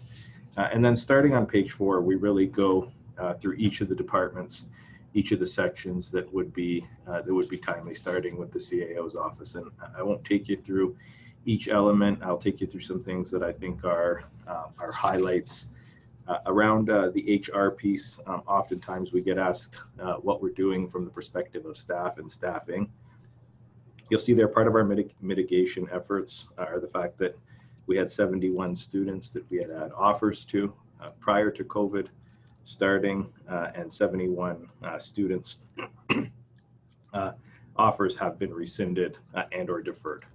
At the end of the day, I think we all remain optimistic or hopeful that should summer programs be reinstated, that we would find ourselves in a position to ensure that these roles return to us. Some may have found other jobs, but we remain hopeful that we will find ourselves on the other end of this, and those 71 students may find themselves back working with us. There is a little bit of a breakdown there and where those students have come from.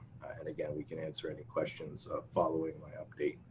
A little bit of an update from a communication standpoint. I think what I take away from council is that with people, I think, stuck in their homes, we've seen a massive increase in the level of engagement, in the volume of visitors to our sites, in the number of impressions. And so we've shared with council the last 28 days and some data there for you. Of course, the following section after that focuses really on economic development and the transition to the Niagara Economic Rapid Response Team. And I think Paul shared on a number of occasions what we're doing from that perspective. Some of the innovative things we're doing with our customer service reps, specifically around calling businesses. It highlights Shop Lincoln, which you heard about earlier. And it does talk about the implementation of grace periods for payments. Again, you'll hear me in about a minute or so talk about the financial impacts of that grace period. Of course, the importance of government relations. You will hear a lot about this topic, I think, as we move forward and focus on recovery when stimulus packages are announced. I would caution and say by no means is a stimulus package the only answer to help us out from a long-term financial sustainability perspective, but it is important. We then focus a little on legislative services, where we're at from a Lincoln Fire and Rescue perspective, and some of the changes to our tiered responses that have happened.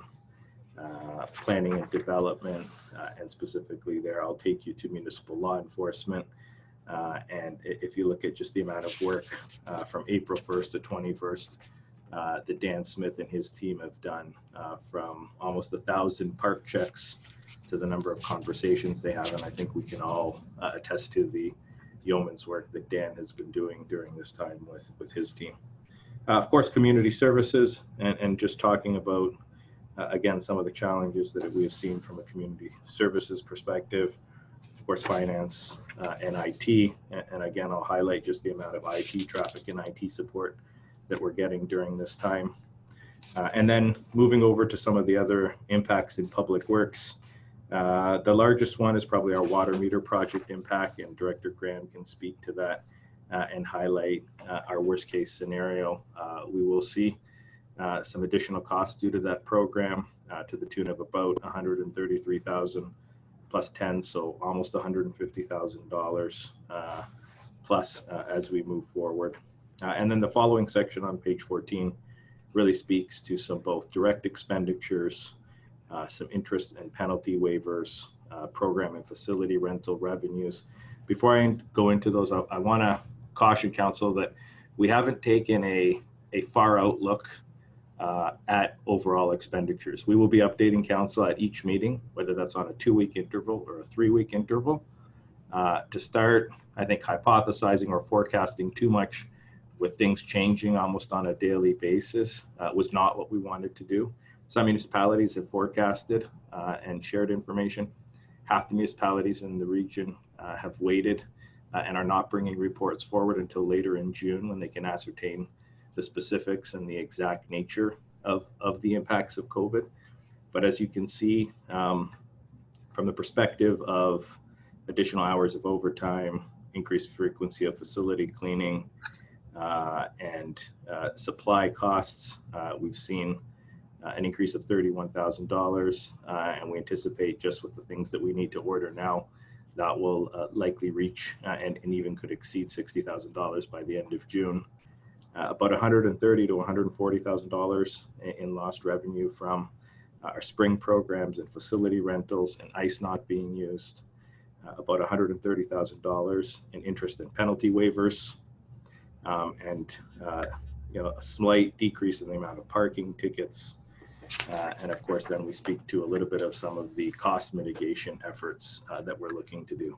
I think it's important to highlight some of these because I think sometimes we look at just the costs of an emergency, but there are things we're doing to mitigate it. I'll take you to the second one there, which is really within our control, and that is reduce travel, meeting expenses, and conferences.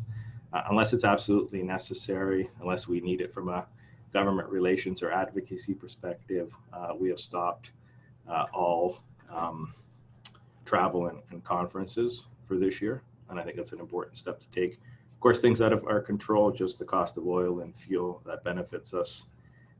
As I highlighted again, the deferral and potential omission or exclusion of summer students is also saving us money. And a little bit of a surprise, our health insurer Green Shield did tell us that they will provide us a savings of $40,000 in terms of having to pay for the premiums or the insurances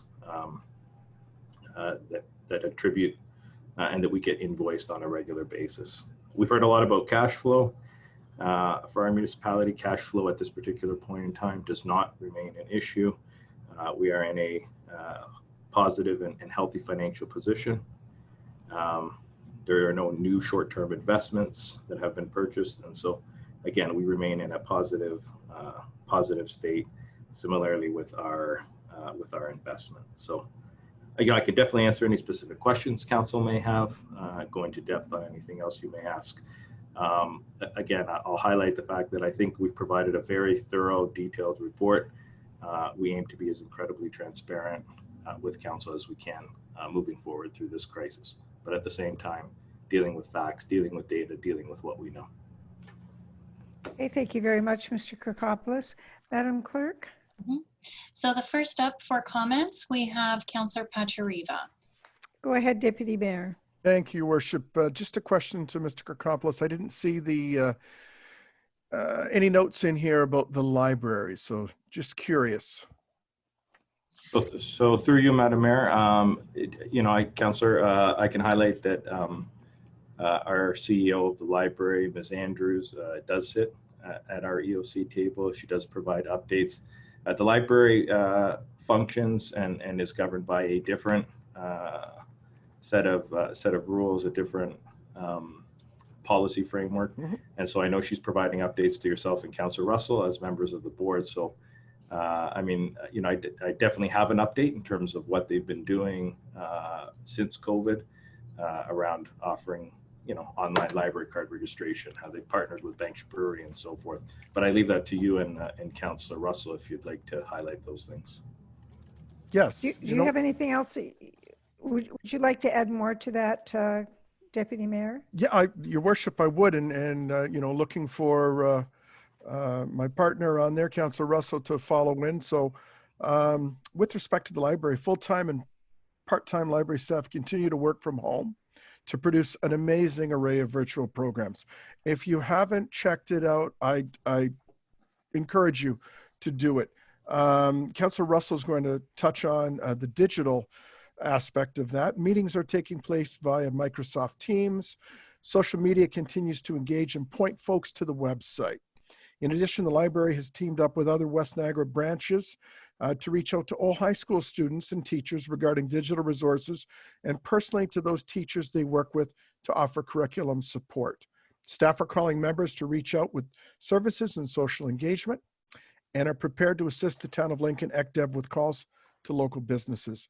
Our chair, Julie Andrews, is vice chair of the Association of the Municipalities of Public Libraries of Ontario, and they are in constant email contact with others in the province and meet weekly with other Niagara Region CEO, chief librarian colleagues. The board successfully met in March and April, both via the same component, Zoom. 8 pages in the 6 circulation staff have been laid off. Our equivalent at town to casual. So they're no longer working, but a phased in reopening plan has already begun and is in the works in the background. Councillor Russell, if I may. Good. Yes, go ahead, Councillor Russell. Thank you, Madam Mayor, and thank you for the segue, Deputy Mayor Pachariva. Yes, I would like to echo your comments that, and also the CAO's comments about our CAO of the library, Ms. Andrews, and the excellent job her and her staff have done the last little while as we've been into this new era under COVID. While the branches are essentially shut down to the public, they have expanded their digital outreach, which has grown with leaps and bounds. They have various programs running for all ages, everything from story time with the staff on digital platforms to resources available that we're seeing the numbers and uptake from the residents grow week by week, day by day. So as much as we're seeing the impact with residents not being able to attend the library and use the resources firsthand, we are seeing an opportunity for a new digital platform. I know CAO Andrews is also going forward and looking how we can further connect some of our residents that are in the rural areas where their Wi-Fi or their access to internet might not be as strong and accessible as we have in some of the urban areas. So that's something that she has on her agenda coming up, but she's being very proactive and we thank her for her efforts. But I also have another question to the CAO regarding the report, if I may. Go ahead. On page 14 of 16, where it talks about the interest and penalty waiver, there's a budgeted number in there of about $130,000 in foregone revenue. Is that revenue normally associated with penalties and interest on a regular basis from non-payment, or is that something related to the deferral? Go ahead, Mr. Kirkopoulos. Oh, Terry. Oh, no, so, absolutely. Ms. Trawala can answer that. Sure. So through the mayor, that's the estimate on a normal year. If we weren't to allow the deferral of it, that's the only reason why I consider it lost payment. I wouldn't add in the people who are not paying because they're allowed to not pay, because they would have paid on time. So Yep. Okay, no, thank you. No, that's what, because it was such a high number, I was just, I was a little thrown off that it might be related to the deferral, but I'm glad to see that it's actually budgeted. So that's it for me. Okay, thank you very much. Through you, Madam Mayor, if I could just make a comment. I think as we've shared with council during budget time, last year that number was about 45,000 for the entire year. I think 2017 was the first year we had dipped beneath 500,000. So, often we tell you we're collecting less in interest or in arrears because we're doing a good job of getting people to pay on time. But this estimate is based on what we know today. Okay, very good. Madam Clerk, who is next? We have Councillor Russell next. All right, I think Councillor Russell is done. Sorry, we have Councillor Miklick, my fault. Okay, Councillor Miklick, please go ahead. Thank you, Madam Mayor. Pretty good report you've written here for us, Mr. Kirkopoulos. Just pretty concerning for the general public with regards to the expense and how it affects them. I'm just curious, the estimated budget pressure 325, is that 325,000? Is that for the year, the estimated budget pressure for the whole year? Probably, most likely that would go to Ms. Chwal. Through you, Madam Mayor, I mean, I can answer it quickly and say yes, it is for the year. But again, Terry can provide more detail to that. I think my only caution would be until we know again with a level of specificity what's going to happen, what's not. We're doing our best not to create, I think, the level of projections. And again, there are other things that are highlighted in the report specific around our water meter program and others that we may find ourselves with additional costs, but also offsetting rate revenue and offsetting accounts that can address that issue. So what you're looking there would be a netting cost to us, but Terry can definitely speak to any other details you have. Councillor Miklick, is there anything that you would like to ask Ms. Chwala? No, it was just a general, if that was for the year, the estimated for the year. A question I have with regards to that root water meter contract and the numbers, and the negotiation with regards to that. There was a consultant involved. My thoughts, like that water contract, social and physical distancing has made it difficult and not possible to continue at this time. Yet, I feel a little frustrated that we still have to pay, that there's no suspension of payment. Like, I'm not sure when this was all negotiated. Was it prior to the programs that the federal government offered employees, employers? Is there a way that we can look at that? I have to scroll through here. So March 16th to the 10th, it's basically 100% we're paying. I don't know, May 11th to the 5th, 50%. There's all this leasing, storage space for the meter and all of this. Is there any way to revisit that, or is this basically a done deal? So through you, Madam Mayor, I'm going to let Director Graham, I think, answer the specifics of the contract. Water meters were an interesting project, I think, across the province right now as it relates to COVID and the COVID response. Water projects are deemed essential. However, the point of entering into people's homes is what made this a very complicating exercise and a complicating factor. And I know I can speak for Dave when I say, Jillian and her team have tried to negotiate and tried to mitigate the remaining costs as best as possible for the taxpayer and for the municipality. But Director Graham probably has a better explanation or a more detailed explanation, Councillor, to the various elements of the report on that section. Mr. Graham, Director Graham, can you help us? Yeah, thank you, through you, Madam Mayor, to the councillor. So I think what you have to keep in mind, this was a very large, active program that we had going. We had a number of installers, lots of inventory working across the municipality. And we had to look at a strategy of trying to suspend this important program. We couldn't cancel it. It wouldn't make sense to try and retender it to finish the project. So we had to be creative and look at, okay, how can we suspend this and control costs? And, you know, we can't just simply extend it and sort of pay the contract fees that we were paying.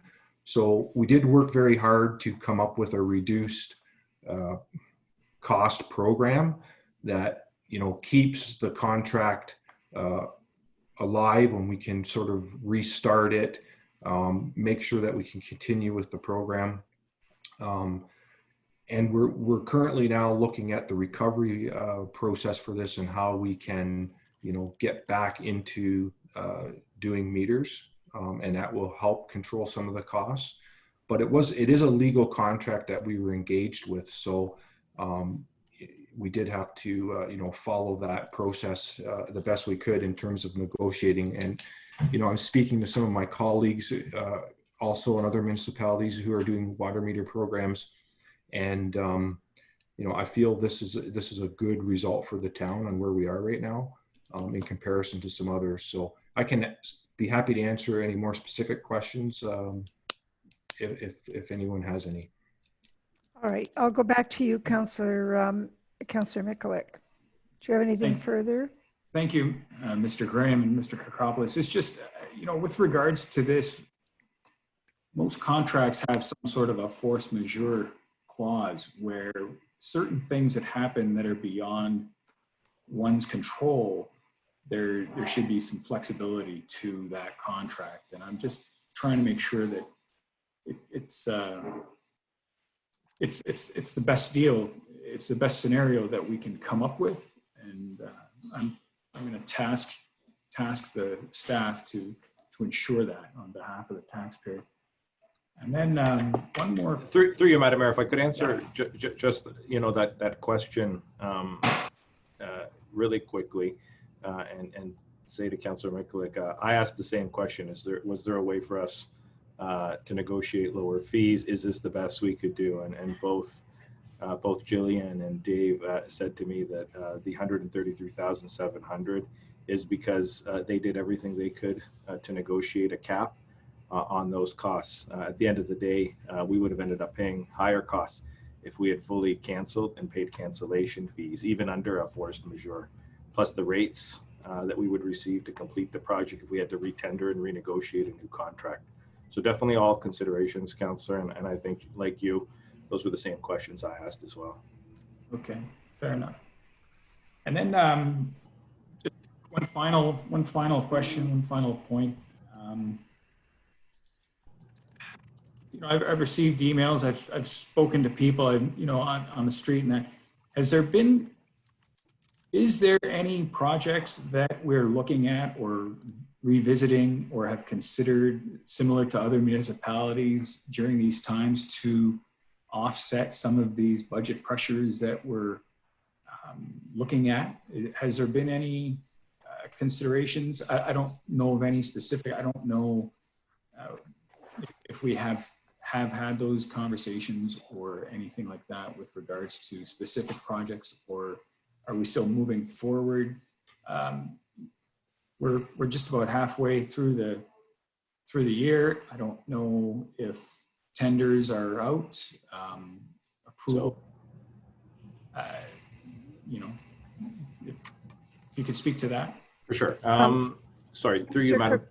Oh, go ahead, sorry. Mr. Kirkopoulos, when you're answering this part of the question, could you please speak to the issue of the tendering results as well? This may be a time to bring that up. Thank you. Go ahead, please. So through you, Madam Mayor, to the councillor and to all of council. So, there's a couple parts to that question, so I'll try to unpack each of those pieces and answer them individually. I think to the mayor's point around tendering projects and results, and councillor, I think to your question, most of the projects that we have in the capital plan, in the capital program, have definitely been tendered already. There are a few that we're still working on, some geotechnical work with MTO, for example, on the Jordan Water Main project. And so we anticipate that being tendered, likely in the next month or so as we finalize things. I think council will recall from a levy impact, the actual impact to residential taxpayers. There was only an increase of about $60,000 or $70,000 as it related to our capital projects and our capital plan. And I think every time we look at our budget, every time we look at the impact to the taxpayer who would receive benefit of a canceled project, the impact is very small. Now, that is not to say that we're not using reserves, that we're not using other funds and other debentures to fund some of our projects. But I'd make a couple comments to that. I think oftentimes the longer we wait, the more expensive the project is. At the end of the day, if we do so, I think as a number of councillors have said, we simply kick the can down the road, so to speak. And I think every project we put in front of council, they're not, wants projects. These are needs projects. They're based on an assessment of what we need. Yes, there may be a few small things on there that enhance our parks or enhance our libraries. And, I recall the conversations or the debates that we had during the budget process. But these are, I think, projects that we look at. I would suggest to council the bigger conversation around our capital program will come over the next 2 years. The bigger conversation around our budget will come in 2021 and 2022 as we find ourselves later in the year dealing with the challenges, dealing with the issues that have come out of a post-COVID economy, a post-COVID reality, whatever that post-COVID reality looks like. In terms of the tender results that we're receiving, and we are providing council an update at our next committee meeting, a couple of our major projects, 13th Street, other projects, Conkle Creek, we've seen anywhere between a 20 to 30% savings on those projects. We've received very positive results that are slightly under budget as it relates to our road rehab program. And so I think what we're seeing right now is a desire by those that bid on our contracts to ensure there's work, to ensure that they're planning for that work. But I think every decision we make is with respect and caution to the taxpayer. I received, like council, a number of those inquiries, a number of those questions. You've heard me say the importance of infrastructure stimulus to start leveraging dollars that are either 3-for-1, 4-for-1 dollars, and that we'll find ourselves helping people get back to work. Oftentimes governments are relied on to do that. And I think where we're going to need to spend a lot of time is advocating to senior levels of government. And a lot of that work's already started. So those would be my comments to Councillor, to all of council, but specifically to your questions, Councillor McGillick, in terms of capital budgets and capital projects. I appreciate that, Mr. Kirkopoulos. I just, I want to ensure that through all of this, that the needs and the wants scale, it may have changed given the circumstances that we're in, and what may have been a need or a want, that degree or that level of importance may have changed post-COVID. So that I just want to ensure that we're going down the right path with regards to fiscal spending. So that's my point. Thank you. Thank you. Thank you very much, Councillor. Madam Clerk? Next up, we have Councillor McPherson. Go ahead, Councillor McPherson. Thank you, Madam Mayor. And my questions are looking forward, and they're primarily around meetings. I guess one of the questions is the status of citizen committees and through the CAO and the clerk, and a plan to restart our citizen committees. I've been asked about the two citizen committees I sit on as to when we can expect to have our next meeting. And obviously it's going to be virtual. And I'm just posing that out there for Mr. CAO or Madam Clerk. Go ahead, Mr. CAO. Through you, Madam Mayor, and I will, I'll highlight the answer to this question, and I know it came up in our smaller caucus meeting with Deputy Mayor Brunet, Deputy Mayor Pachariva, Councillor McPherson, and yourself. And I think in talking to our clerk, I think what we're going to look at doing is bringing back an update to members of council at our next meeting that would look at us, I think, restarting those meetings in June. Again, I think we've realized with technology, we're still able to meet. May look a little different. May take a little bit more work. It may take a while to get the technology figured out. But having those meetings, I think, is important. I've heard from a number of members of council the importance of having these meetings. So my goal would be to work with Julie and to bring back a report at our next council meeting at the end of May that highlights what a restarting plan looks like as we head into the later part of June. Very, very good. And in line with that, I'm wondering if Director Dale or Associate Director Bruder would have any comments on going forward public meetings and our readiness to engage in public meetings, moving our planning agenda forward.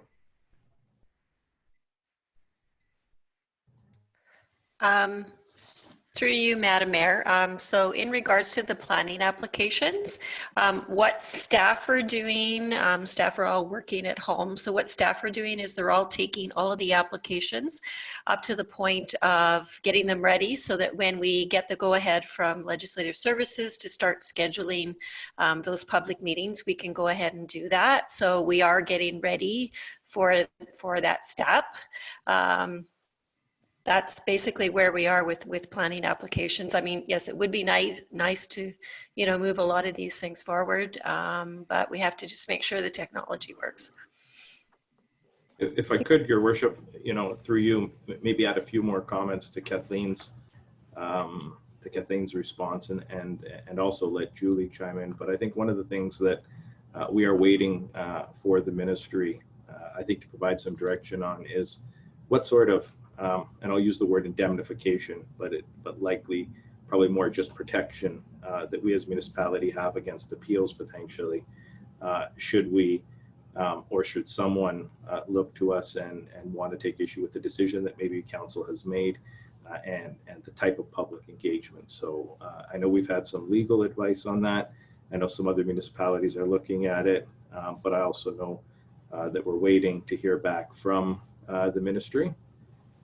Specific to that sort of direction in this particular area, and of course looking to public health guidelines about meetings, so that if indeed restrictions are lifted or loosened, what would those meetings look like? And so I think there's a few things that we need to work out, but definitely it is on our radar, Councillor, because we've got a couple things that are critical and important and in the hopper. Great. And just finally, Madam Mayor, if I may, just with, what we're looking at, in our recent past, what's gone on in the last couple of months and our inability to really move forward with the business of the town of Lincoln at the pace that we have been used to moving along. I wonder if there is an appetite to consider not having a summer recess this year in August and keeping the ball rolling, so to speak. So I'll put that back through maybe to Mr. CAO. Yes, we talked about this as well. earlier this week. Mr. Kirkopoulos? Through you, Madam Mayor, to all of council. I mean, from a staff perspective, we are in council's hands. It really will be a council decision as it relates to this particular item, but staff are prepared, realizing a couple of variables, and I'll just share those that, yes, we need to catch up on some work. Of course, I know I've been asked, about the importance of staff taking vacation and getting some rest. A lot of the staff that you'll rely on to make sure that those meetings move forward are the same staff that have been working around the clock on the COVID response. And so definitely those are the things we'll handle internally, but there is going to be an immense amount of work that we need to catch up on. And so staff is committed and ready should council decide to go forward with not taking an August summer recess, that we will support council in moving the agenda items forward. Thank you, Madam Mayor. Yeah, Councillor McPherson and all councillors, I think that we're far enough ahead now that we can look at the agenda items and see we may make some changes with the meeting dates even, and possibly compress. But yes, your point is well taken, Councillor. Councillor Pachariva? Thanks, Your Worship. I just wanted to double back and say what an excellent report this is, and just highlight, because we got some numbers from the library, and this truly shows that at a time during a pandemic or a crisis, you know what, you're either in the fruit cellar drinking skim milk powder, or you step up and you figure out ways to do things differently. And Councillor Foster is with us, and being his background in the library, and though they do say at the library super conference, don't bore council with numbers, but these we've got to share. So and these are year over year. So Flipster, which is the digital magazine platform, is up 176%. Hoopla, which is the movies, TVs, and ebooks, new patrons up 144%. Circulation is up 188%. Overdrive, which is the ebooks and e-audio books, borrowing rate is up 34%. E-audio books are up 18%, and new users are up 331%. So I think it's a tremendous reflection on all of staff that they've dug in. They've figured out ways to do things differently, and this went to our business talks too that we had. So a good show to everyone. Thank you very much, Councillor, for those numbers. We were, I just have to figure out now how to get into Hoopla ebooks, because it's time for a new book. Thanks very much. All right, I have a motion moved by Councillor McPherson.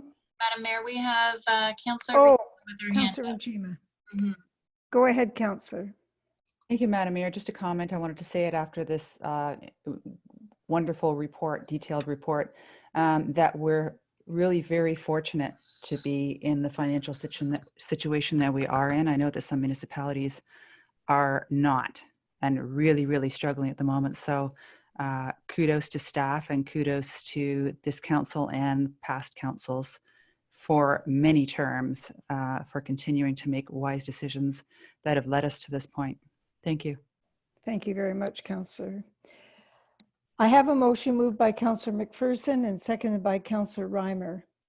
Receive and file AD-01-20 COVID-19 Financial Impacts Update and submit a request to the federal and provincial governments for a 2020 operating grant to help municipalities fund current operations and maintain appropriate service levels during and after the COVID-19 pandemic, should one become available.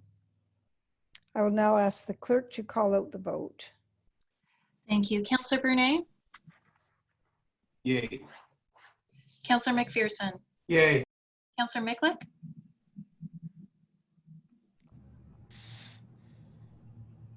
Councillor Miklick? Yay. Councillor Pachariva? Yay. Councillor Reimer? Yay. Councillor Regima? Yay. Councillor Russell? Yay. Councillor Timmers? Yay. Madam Mayor? Yay. And that carries. Councillors, we move on now to item number 12, reports of municipal officers.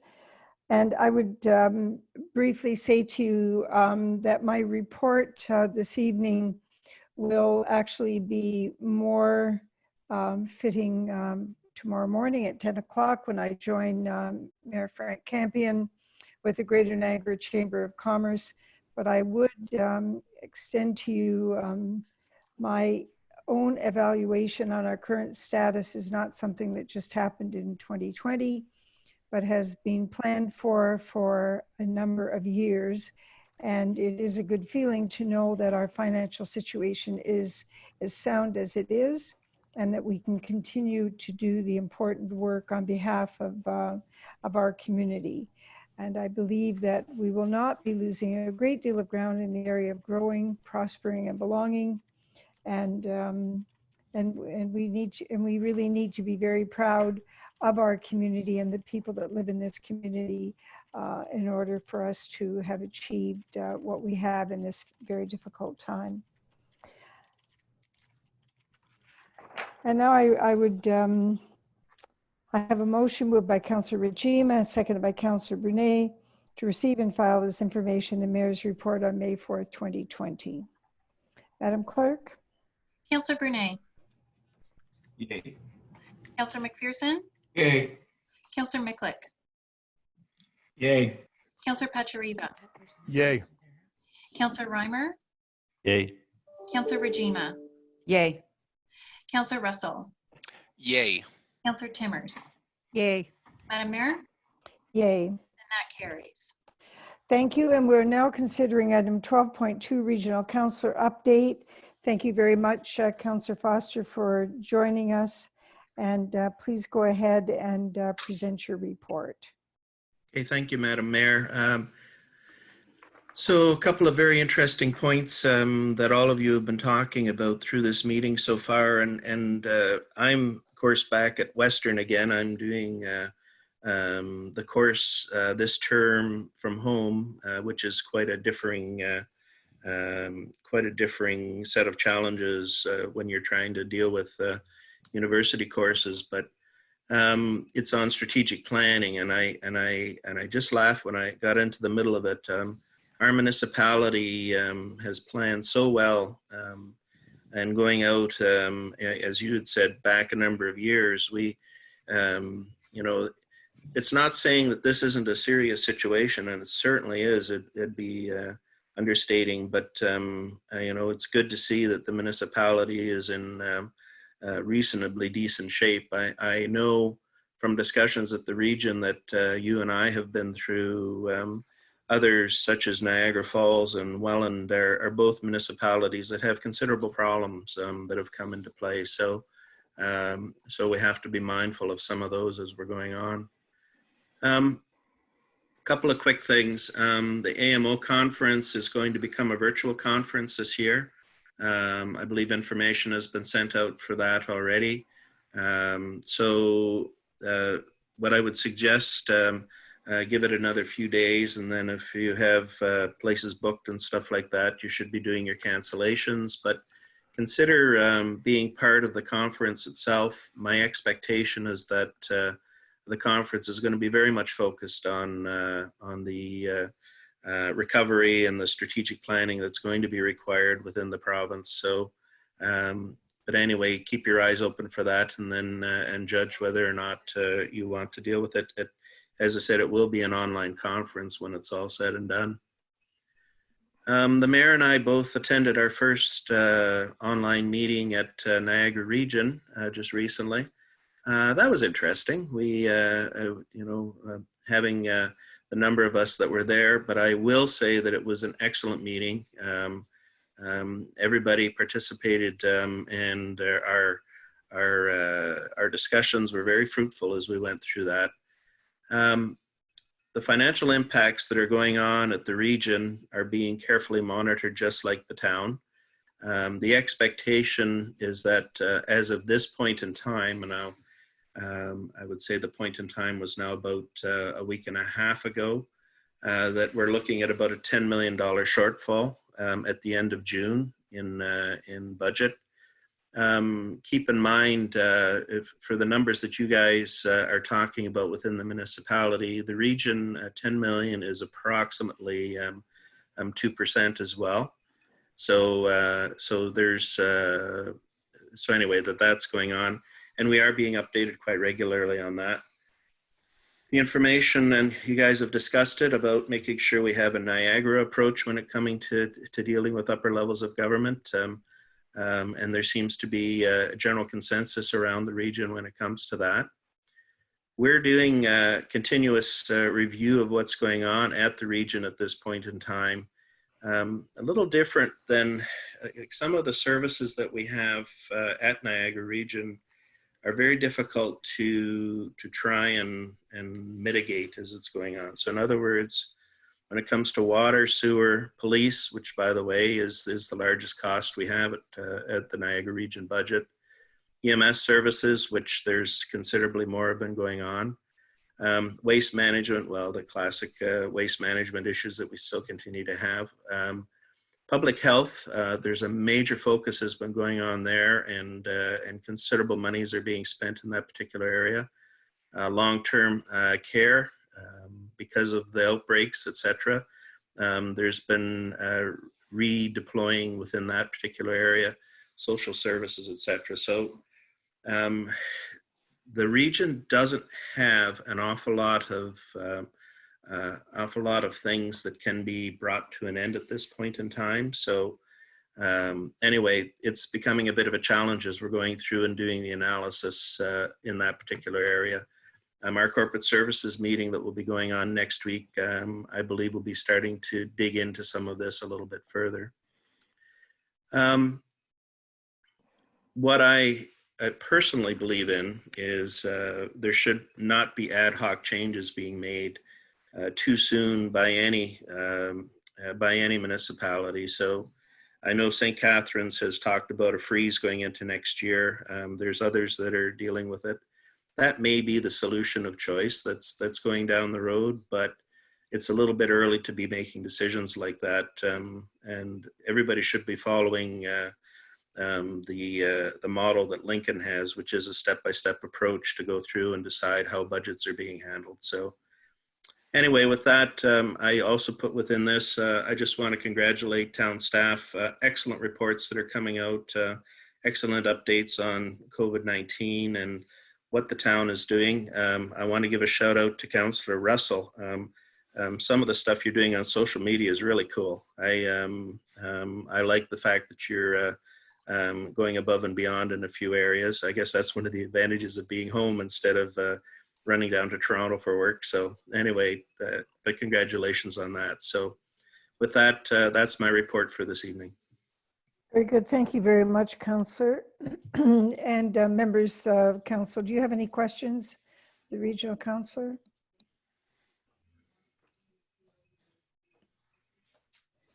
I don't see any hands at the present time. Thank you very much, Councillor. Well, thank you very much, and I'm going to drop off of the call. Okay. I will now ask the clerk to call the vote. Thank you, Madam Mayor. Councillor Brunet? Yay. Councillor McPherson? Yay. Councillor Miklick? Yay. Councillor Pachiriva? Yay. Councillor Reimer? Yay. Councillor Rajima? Yay. Councillor Russell? Yay. Councillor Timmers? Yay. Madam Mayor? Yay. And that carries. We'll now move on to item 13, the notice of motion that was brought forward. Madam Mayor? Oh, I'm sorry. Yes. Sorry to interrupt you. We're just going to go back to the announcement that Councillor Rajima had raised earlier. And we had asked the CAO to comment. It has to do with the Municipal Disaster Recovery Assistance Program. Okay, that's fine. Go right ahead, CAO Kirkopoulos. Thank you, Madam Mayor, and thank you to Councillor Rajima for giving me an opportunity to speak to not only our NDREP grant, but I think when the councillor referenced, we were successful we're actually successful on 2 grants related to flooding, and it related to the flooding of the spring of 2019. And the first one was $50,000 from FCM for a municipal asset management program. So beyond just the flood, but a lot of our applications that went in at the same time. And the one that received, I think most of the attention and was considerably larger was approximately $1.44 million from the province of Ontario and the Municipal Disaster Recovery Assistance Program that specifically spoke to the emergency response costs that were incurred related to shoreline remediation, as well as the cleanup and hauling of all the debris and the road restoration that we had along our lakeshore. We received the maximum potential amount of funds, the maximum contribution that the province could give us in this particular area. And so I think it's a testament to council's support. I think it's a testament to the application and the work that council did at AMO and that staff did putting this in. But definitely great news, especially at a time right now when there's significant need for municipalities. So by no means are we done from the perspective of advocacy to senior levels of government. But much thanks to current chair, Councillor Rajima of Community Services and Infrastructure, and past infrastructure chair, Councillor Tony Brunet. Very good. Thank you very much. There is a question raised from Councillor Miklick. Go ahead, Councillor Miklick. Thank you, Madam Mayor. It's not so much as a question, but I think it's kudos to staff at all levels with regards to that application, from the arranging of the meetings, from the planning, from the preparation of the documents and the request, the meetings themselves, how consistent we were in our messaging. And I think that we stepped up to the plate and hit a home run when we would have been happy for a double or a triple or anything. And I was very pleased that we hit a home run on that one. And very good. Say kudos.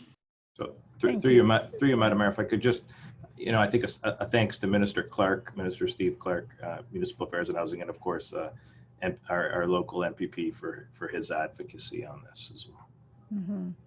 It's just an excellent example of, I mean, the government relations just we can't let our foot off the gas at all, but you really have to have the same people with the same attitude every time so that you can make those consistent asks. And it's really a pleasure to see.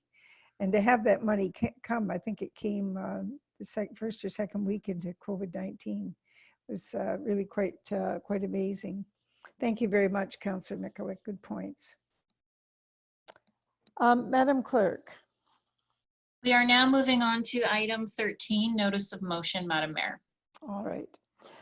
We have a notice of motion brought forward by Councillor Pachariva and endorsed by Councillor McPherson with respect to a Town of Lincoln resolution regarding a request for emergency funding for municipalities from the Government of Canada. In order for this item to be considered immediately upon its introduction, we require a 2/3 vote, and I'll ask that Madam Clerk do a roll call at the moment. So in order for this item to be considered immediately, we need 2/3 vote, as the mayor has just said. So I'm going to call out your names, and I'll begin. Councillor Brunet? Yay. Councillor McPherson? Yay. Councillor Miklick? Yay. Councillor Pachariva? Yay. Councillor Reimer? Yay. Councillor Rajima? Yay. Councillor Russell? Yay. Councillor Timmers? Yay. Madam Mayor? Yay. And that carries. Thank you. Then I'll ask now that we move on, and I'll call on Councillor Pachariva to speak and read the motion. Thanks, Your Worship. Yeah, this is pretty straightforward. It's a follow-up to both FCM on April 23rd and the large Urban Mayors Caucus of Ontario, reaching out, looking for emergency funding to the federal government As we all know, municipalities aren't able to run a deficit. Our report earlier showed that we're in a bit of a shortfall. We've got a lot of stable reserves to back us up, but other municipalities aren't as fortunate. So, you know, looking to ask the federal government to support us with this. So this is why we're bringing this forward. And just to echo the terms of FCM and LUMCO. All right. Are there any questions from any members of council? There being none, I have a motion moved by Councillor Pachariva, seconded by Councillor McPherson.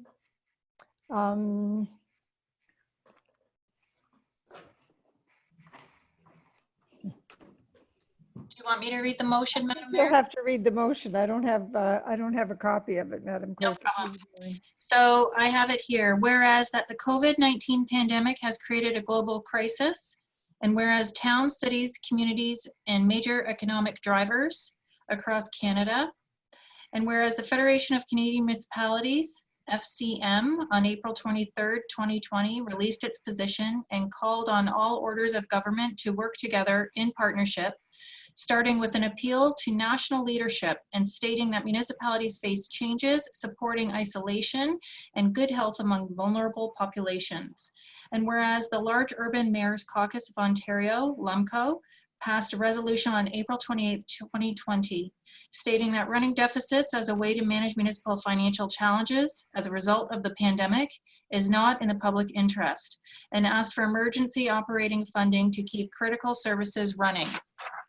And whereas the Council of the Town of Lincoln has expanded fiscal relief measures to ease the burden for businesses and residents and strategically plan for recovery for long-term sustainability. And whereas that staff continue to explore ways to assist Lincoln residents and businesses, as well as continue to pursue advocacy with various levels of government as they experience and manage the impacts of COVID-19 pandemic. And whereas the Council of the Town of Lincoln has an obligation to run an effective, fiscally responsible, and trusted local government, the intent of the town's fiscal relief efforts are to support the community during the pandemic while not losing sight of long-term sustainability, which is critical to the development of an achievable and affordable long-term financial and resource strategy. And whereas that the Council of the Town of Lincoln request emergency funding to be administered to municipalities to assist with relief efforts. Therefore, be it resolved that the Council of the Town of Lincoln support the positions of FCM and LUMCO in calling for support to municipalities, and that this be shared with local Niagara MPs and MPPs, the Federal Minister of Finance, the Ministers of Municipal Affairs and Housing, and Minister of Finance for the Province of Ontario, as well as the Niagara Region and the Niagara Region local area municipalities.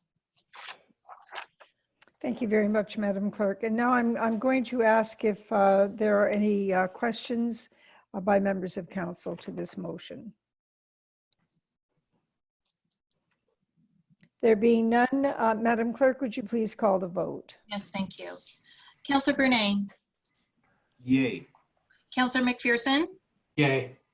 Councillor Miklik. Yay. Councillor Pachariva. Yay. Councillor Reimer. Yay. Councillor Rajima. Yay.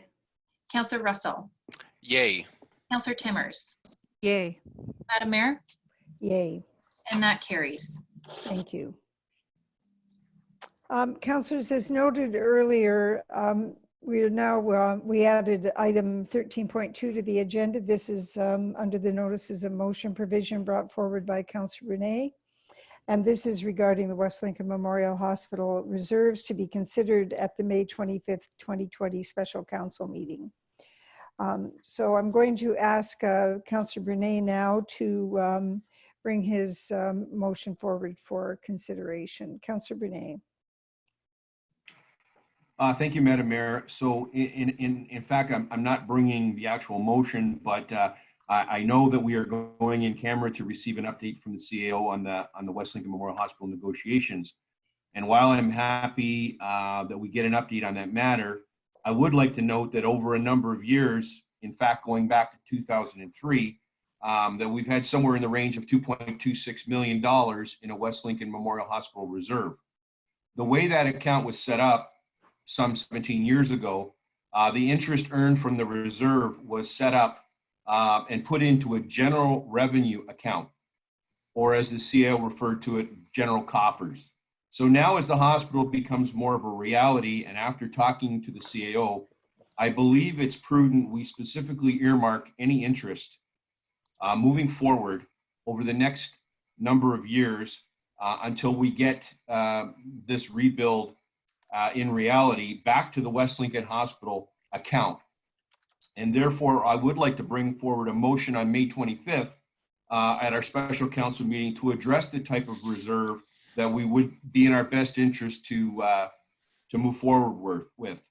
And I will work with the CAO and the finance treasurer to define what that looks like, and then we can discuss further on May the 25th. I've already spoke with the CAO, and I know he has spoken with the treasurer, and they are supportive of moving forward with this. And I appreciate it being brought by the clerk on the agenda this evening. Thank you, Madam Mayor. Thank you very much, Councillor Brunet. And Mr. Kokopoulos, do you have anything further to add? No, that's fine. We'll move on then. We'll look forward to that, Councillor. I think that's going to be an important piece of work. We'll move on now to item number 14, and we're going to now consider confidential items under 14.1 and 14.2. And for those who are watching this electronic meeting, I just want to explain that when we go in camera this evening, first there will be a closed statement that the clerk will go through so that for all of council and staff that will be attending the closed session. And then we'll move on with the motion to move into the closed meeting.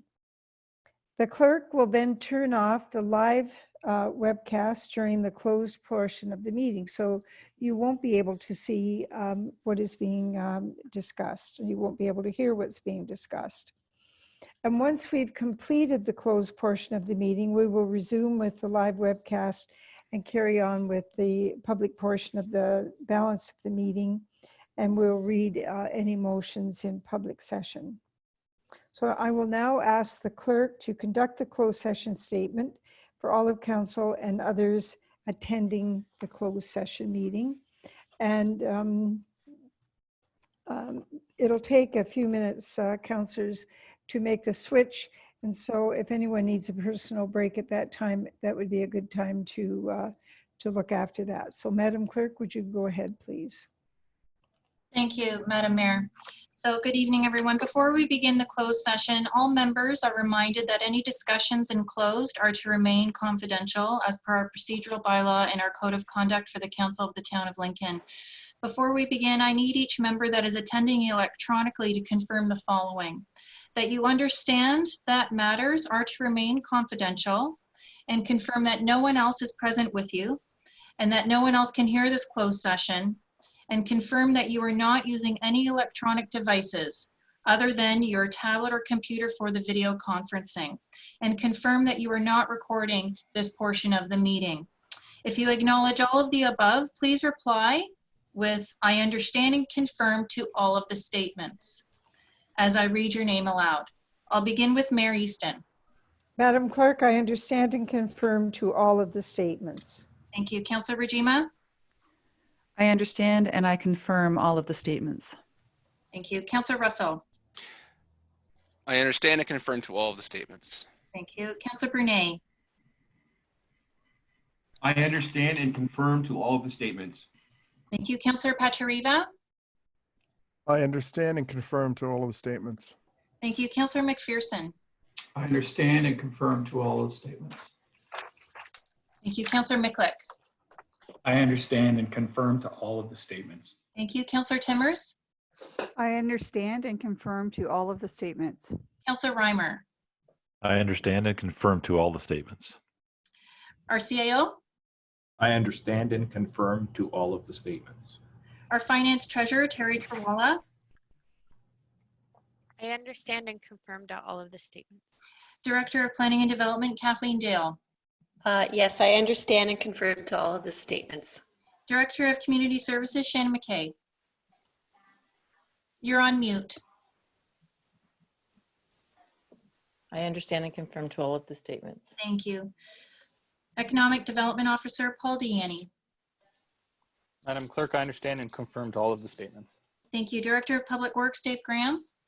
Madam Clerk, I understand and confirm all these statements. Thank you. And our legal counsel joining us this evening is Tom Helinski. And I understand and confirm to all of the statements as well. Thank you. Now, Madam Clerk, I have a motion that moved by Councillor Russell and seconded by Councillor Brunet. Under Section 239 of the Municipal Act, notice is hereby given that Council adjourn to closed session in order to address confidential items. Item 14.1, pursuant to the Municipal Act, Section 239, Section 2K, a position, plan, procedure, criteria, or instruction to be applied to negotiations as it pertains to West Lincoln Memorial Hospital. And item 14.2, pursuant to the Municipal Act, Section 239, Section 2F, advice that is subject to solicitor-client privilege, including communications necessary for that purpose as it pertains to Blizzard Drive. And I will now, I ask you now, Madam Clerk, to call out the vote. Thank you. Councillor Brunet. Yay. Councillor McPherson. Yay. Councillor Miklick. Yay. Councillor Pachariva. Yay. Councillor Reimer. Yay. Councillor Rajima. Yay. Councillor Russell. Yay. Councillor Timmers. Yay. Madam Mayor. Yay. And that carries. Thank you. Madam Clerk, what is your next step now? So the technical requirements to move into closed is that we will turn off the live webcast. We will put those staff who are not attending the closed into another waiting room whereby they cannot see or hear, and we will continue with the meeting in closed. Okay? All right, thank you very much. I call a 5-minute break then, council members, staff.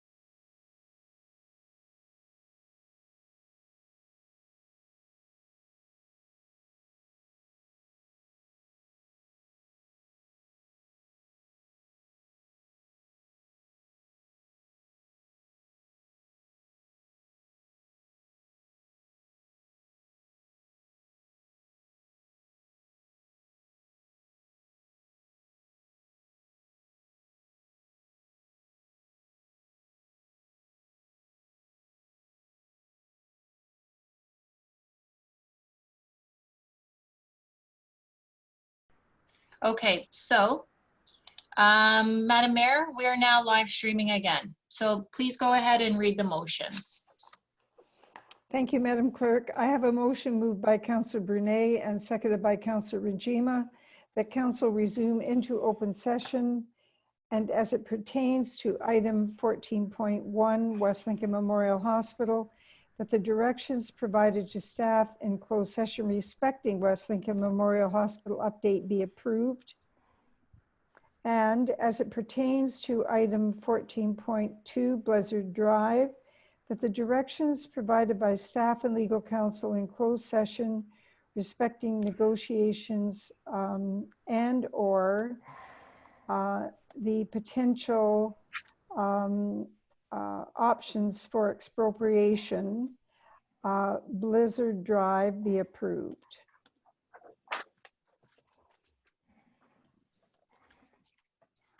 I will now ask that Madam Clerk, would you please call out the vote? Yes, thank you. Councillor Brunei, Yay. Councillor McPherson, Yay. Councillor Miklick, Yay. Councillor Pachariva, Yay. Councillor Reimer, Yay. Councillor Rajima, Yay. Councillor Russell, Yay. Councillor Timmers, Yay. Mayor Easton, Yay. that carries.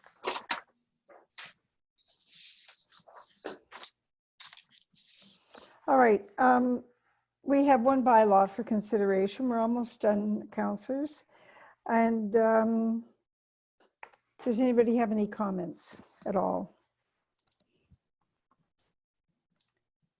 I have a motion moved by Councillor Mikulik and seconded by Councillor Timmers that leave be given to approve the following bylaw 2020-24, a bylaw to exempt lands within Block 67 of the Grandview Heights subdivision and Block 118 of the Vista Ridge Phase 1 subdivision from part lot control. Madam Clerk, would you call the vote?